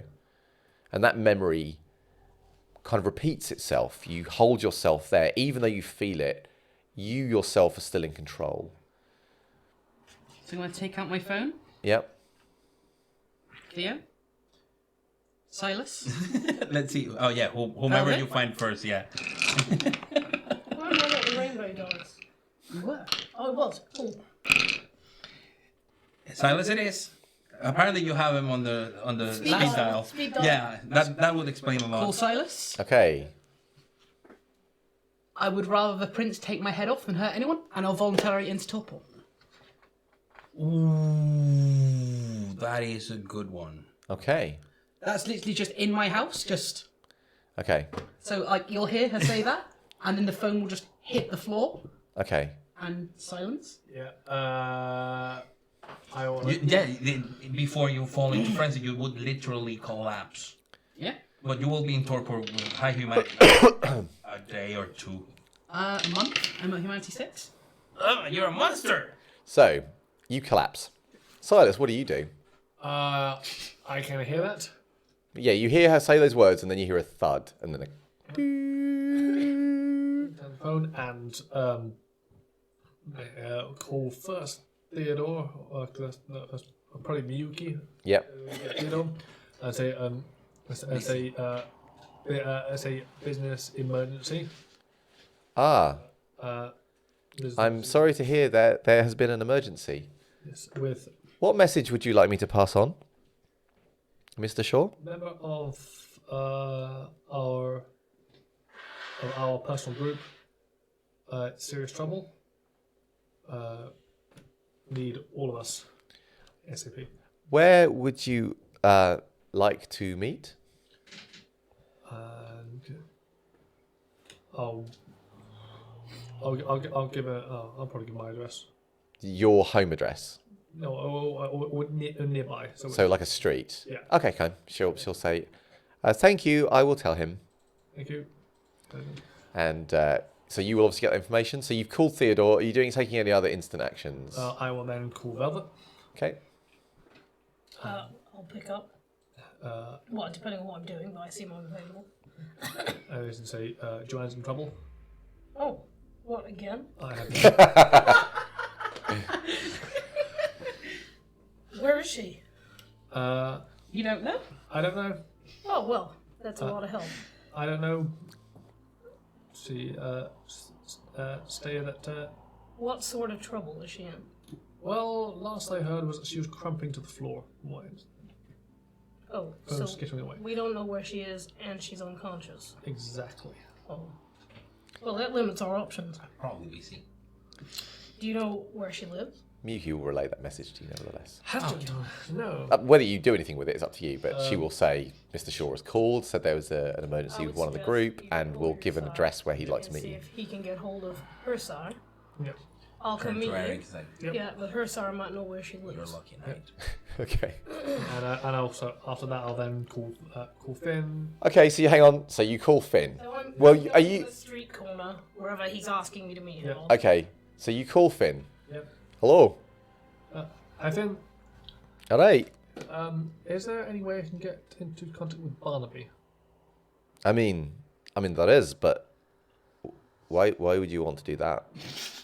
I think seems like Joanne's in trouble. Oh, He's more like he's what kind of trouble? heard a collapse on the end of the line, then dead. Right. Do you know where she is? That's why I want to find we need to find Barnaby. Right. I'm a little bit busy at the moment. Let me see what I can do. Where are you? Currently leaving my place. All right. Where are you going? Well, I mean, where are you going to be? I'm gonna. Where should I send the bastard? You know. I'll give him an address or street nearby. So what? The street you're meeting Theodore He's meeting me now. Yeah. and Velvet. Yeah. Okay. If I can find him, I'll send him there. Thank you. Okay. So, the three of you Yeah, seem. in Eric's knee. Okay. Yeah, this is a few days. You've had Eric for a few days. Yeah, I mean, He's so I'm changing his bandage on his knee. fine. And yeah, and And I you. get the message and I go like, do you want anything? Chinese, curry. You asking Eric? Yeah. Don't worry, it's not the last meal. He's like, maybe Chinese. That would be nice. Can I? And I put my hand on his face and go like, just think of what you've done. This, maybe not literally, but this is how some of them felt. And I just turn around and leave him to his thoughts. Okay. I'm trying to drive him into reflection melancholy. Yeah, understood. And then I just tell the driver, get me to this street. Oh wait, hold on. And I go and get a silencer just in case and go on. Okay. So you're armed. If someone on the coterie is in trouble, I get the silencer, I have the source in the car, so it's not a... So you meet in Cowley in Oxford, in town, and so at this place where. Or is this? So you're basically like out on a street somewhere, Yep. Well, and then Silas will. go and probably seeing you there. Yeah, I mean, do I look out of place in this area of the city? I mean, not radically. Fine. A little bit, but not radically. No, it's not a pit. No. It's not. It's not World of Darkness wanted. So you I arrive at the place, do I see anybody? So I'm assuming you will see Silas and. I get out of the car, take the big briefcase out of the bag. What's it? A hat. Walk to them. So where's the trouble? I heard Joanne call. Look around, make sure there's no one listening. I'm quite saying, I heard Joanne call, say she'd rather let the prince take her than anything else. Then she'd had a She collapse. would rather take the what? She'd rather let the prince. I was saying exactly what she said, but I can't remember that because. Okay. I'd rather let the prince take my head than hurt anyone else. There you go. Plan of speaking the word. So, and then you heard what? The line cut out? Or it's That still is open? okay. So, Is the line still open? hurt anyone else? Does she mean that she hurt somebody else already, Right. or I is think it someone from her past and she doesn't want to reveal? I know she was healing, so maybe that's taken more out of Oh her. yeah, because he was. And the thing is, we don't know where she is. So Unless you know where she lives. That was our first protocol, but we put a call into Barnaby about this. Yeah, that was gonna be my go-to move is to tell You don't know where she lives either? Isabel. I text her. Yeah, do you happen to have the contact details of Mr. Barnaby?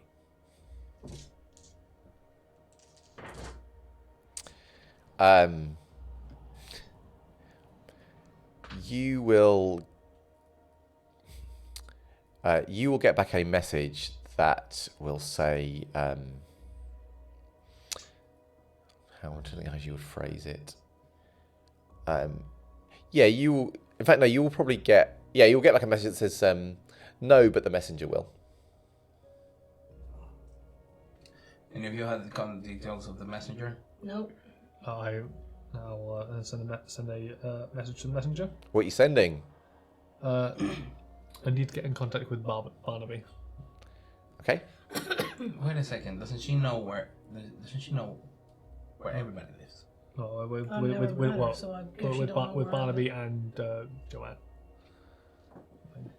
Yes. Just ask to get yeah. in touch directly with Barnaby, with Joanne and Barnaby. So you will get a message back that says, "Where are you?" I'll put where we are. Are you giving her a street address? Okay. Yep. Fine. She'll send you a message back and say, standing in that corner. "Nothing suspicious. I have a massive suitcase. Well, it's a massive briefcase. I would assume that Have a big briefcase. that we kind of probably moved like into a pub at some point. It's what, Into 2002? corner. I'm definitely playing Snake on my phone. Yeah, probably. So you're going into a pub. Yeah, or that's what Silas would suggest. Okay. I will just stay on the corner. All right. Put the briefcase against the wall. So to speed this along a little bit, Yep. after a bit of waiting, Druti will turn up. She looks a little bit trendy for this particular pub. But saying that, Velvet looks a little overdressed for this particular pub, as does Theodore to some degree. So yeah, you however, Silas, look about right.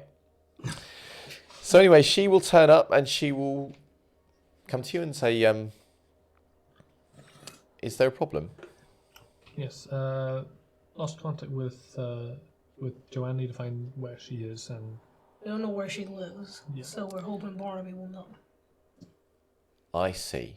Well, I do happen to know where to find Barnaby. And is there a message you want me to deliver to him? I'm afraid I can't let you know where they are. It's that we against the rules. Yeah, we need to. We need to know where Where Joanne Joanne is. lives. Well, I can go to Joanne and ask her if you want. Yeah, please. Oh, if you know where that is, Yep. sure. Why not? All right, Please check on her of course. and let us know. What you're concerned for her? Yes. Silas got a call. How It's a distress call. I wouldn't be it's? here if I were. Would I be at risk? We don't know because we have no idea what happened. I understand. I'll go carefully. Thank you. Are you intending to wait here? Well, if we can come with you, then I we'll am- come. I'm afraid that's. Well, Alright, we- then I guess we're waiting here. So, because etiquette you apparently need- matters more than somebody's safety. If you need She- support or backup. She says, you might not understand this, but most of our kind take great pains about who knows about where they dwell and who does not know. If she has chosen not to give you that information, it's not my place to give it to you. Then it's down to her what happens. She called Silas before apparently collapsing. That's why we're concerned. Would you consider that a gesture of trust towards Silas Shaw? I would consider that the rules that govern my post are very clear. I'm privileged to lots of information if I simply give it out. However, I do have contact details for you. If I see there is a threat there, I will contact you immediately. It is not very far from here, so stay ready. Okay. And she heads off quite quickly. I go back to whatever car brought me here and sit in it.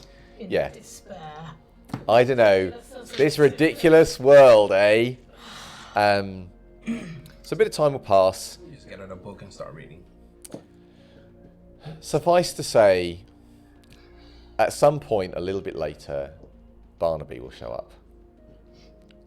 He says, hi. Barnaby? Hey, Joanne, where does she live? Well, I'm living with her at the moment. It's Can you fine. take us there right now? No, she's fine. What do you mean she's fine? I mean, she's, you know. Well, she just called him unconscious, so I'm guessing. Yeah, well, I mean, she's unconscious, but she's fine. Oh, good. Okay, well, I can go back to work then. Did anything happen to her? Great. I think she just got a bit overworked, you know. I kept telling her she should have healed faster, but she waited, and then she got hurt again, and then it got worse. You know how it is. You probably don't know how it is, but anyway, that's how it was. And I'm looking after. I know what it looked like. So I'm looking after her. So when you mean overworked, do you mean?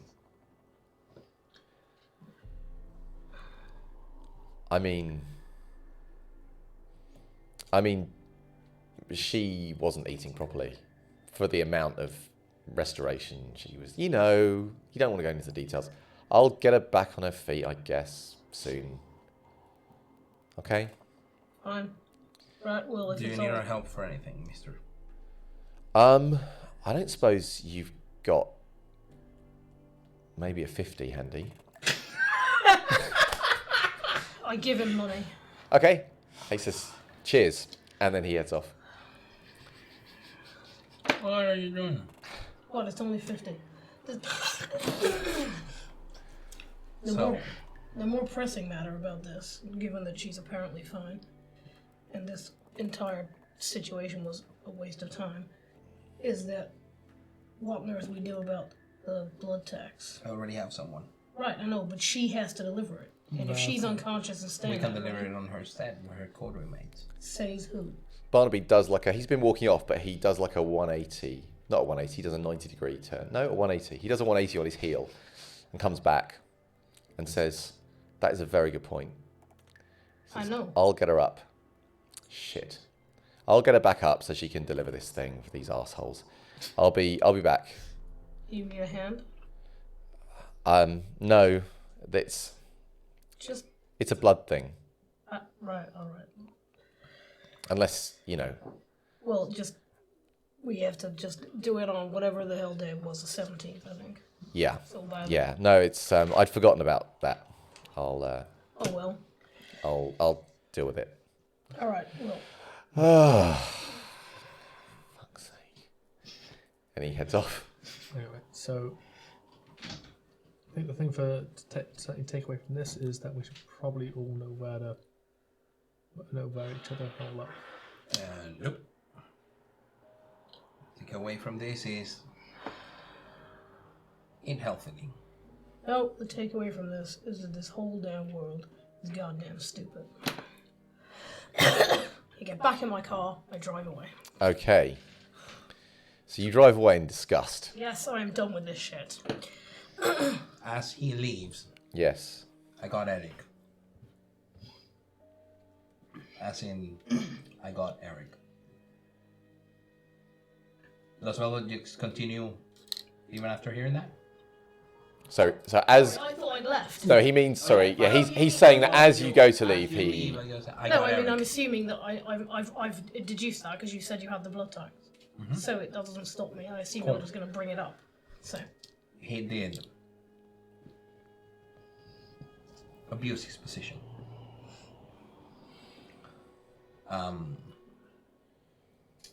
I think there are some ladies out there that probably will be happy with the reassurance that he will not hurt anybody again. Thank you. If I may ask, Sir Douglas will probably insist on a accurate account and me being able to say that I did see at least part of the process would. You were fundamental in finding the information. You spurred the whole thing into action. But let's say what I did is not something I like doing, but needed doing. Okay.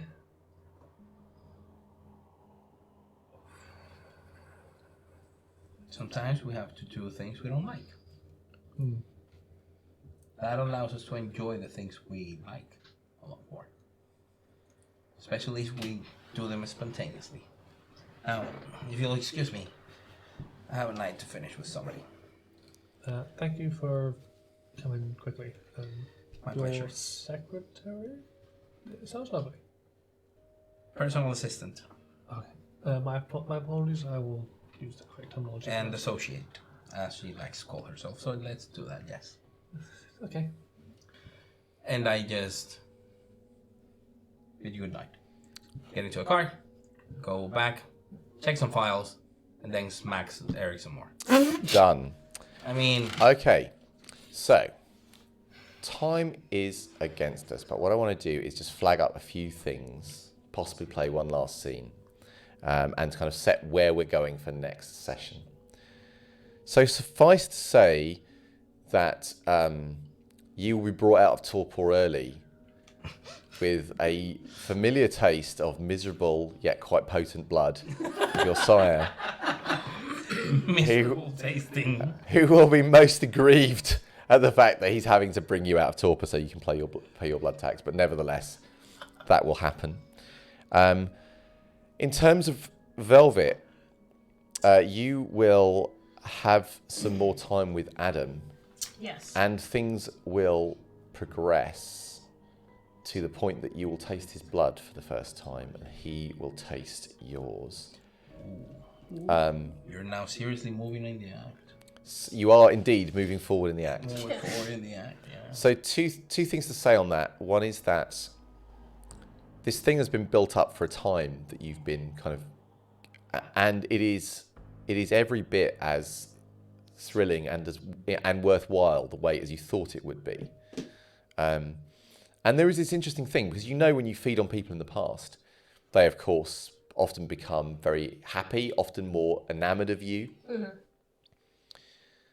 And clearly that happens to some degree when you feed on him, but he is also feeding on you, and you're not quite sure what is doing what, but the effect is, of course, is that you both are drawn closer to each other.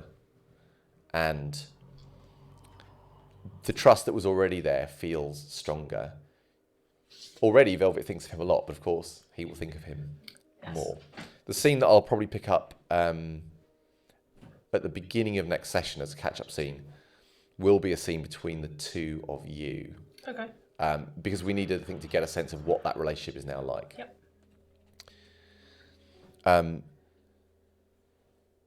Joanne, the scene that we will be picking up with you next session is you delivering the blood tax to the Herald. Or Eric.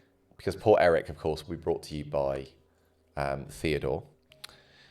And Silas, the scene, of course, is that you will now be going to see Sir Douglas to present the results of what you've done. Mm-hmm. And Theodore, the scene we will pick up with you next week, is going to be on the 8th of February, 2002. Ooh. A very special day. Interesting, yes. A very, very special day.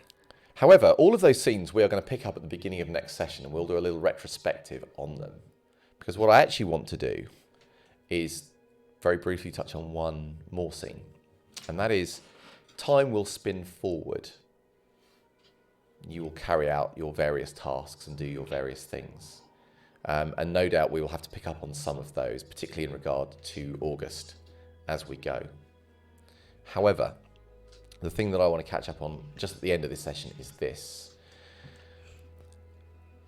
As the year spins forward and your project continues to be successful, there will come a time when you will get after many kind of process of investigation and things going on, and the months passing and passing and passing, Joanne, you will get finally an address in Reading of a place.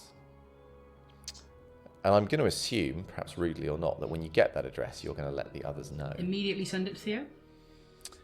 Theodore, what do you do when you get the address? It is a place called Ashfield Court. I smile. I just gleefully smile.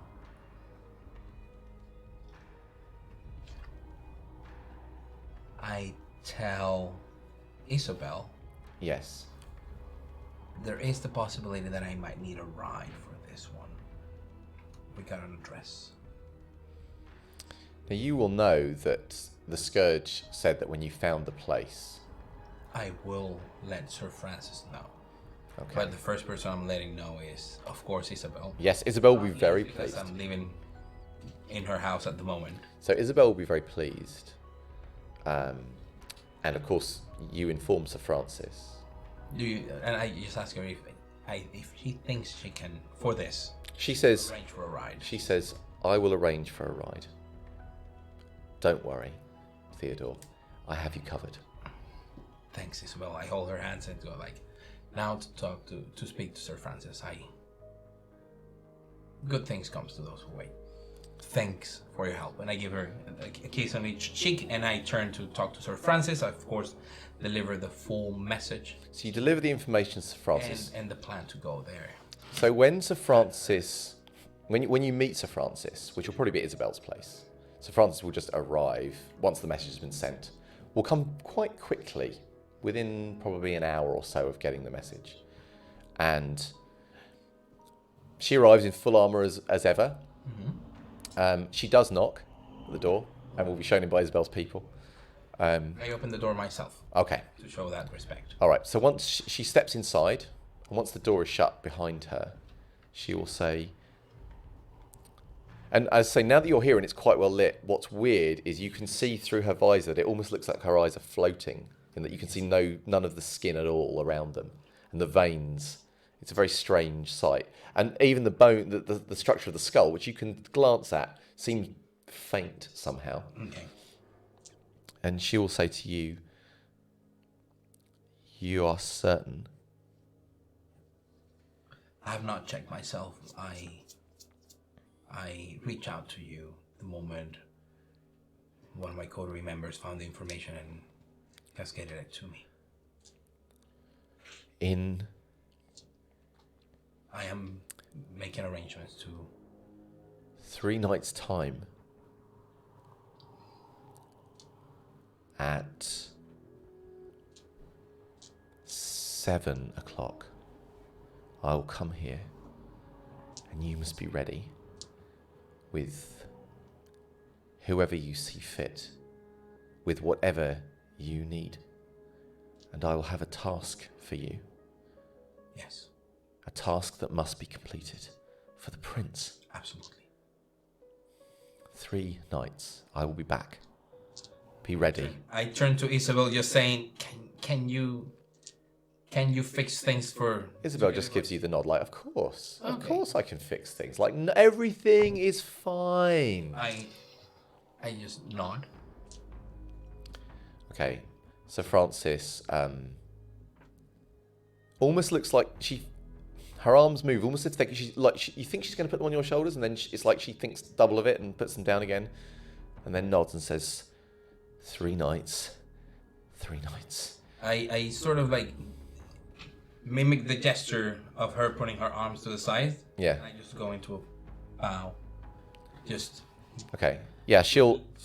to understand that she's done with me. Yeah. So Yes, she just kind of... she doesn't have to do anything. If she wants to leave, she can leave. She gives a nod, and there's a kind of clank of armour, and then she turns and goes. And on that note, we will draw session 8 to a close. Thank you, as ever, to our players. Thank you to Tech Ghoul number A for all of his Talent help. Appreciation Week, so hope you send some love over the disc. And thank you to people who voted, and thank you to everyone who has watched. So next week we're going to pick up on a number of fun events with our players, and then we are going to get into some serious crazy business on behalf of the Scourge and the Prince. So I hope you will join us for episode 9 next Monday. Take care. Bye. Thank you for watching this episode of Blood of the Tamesis. If you'd like to keep up with all the latest news, follow us on Twitter and Facebook. And remember, if you want to join us live, be sure to tune in every Monday at 7 p.m. on Twitch, or you can catch up on YouTube and our podcast. And a big thanks to our supporters on Patreon and all of you beautiful disaster ghouls. We'll see you next time. Matane.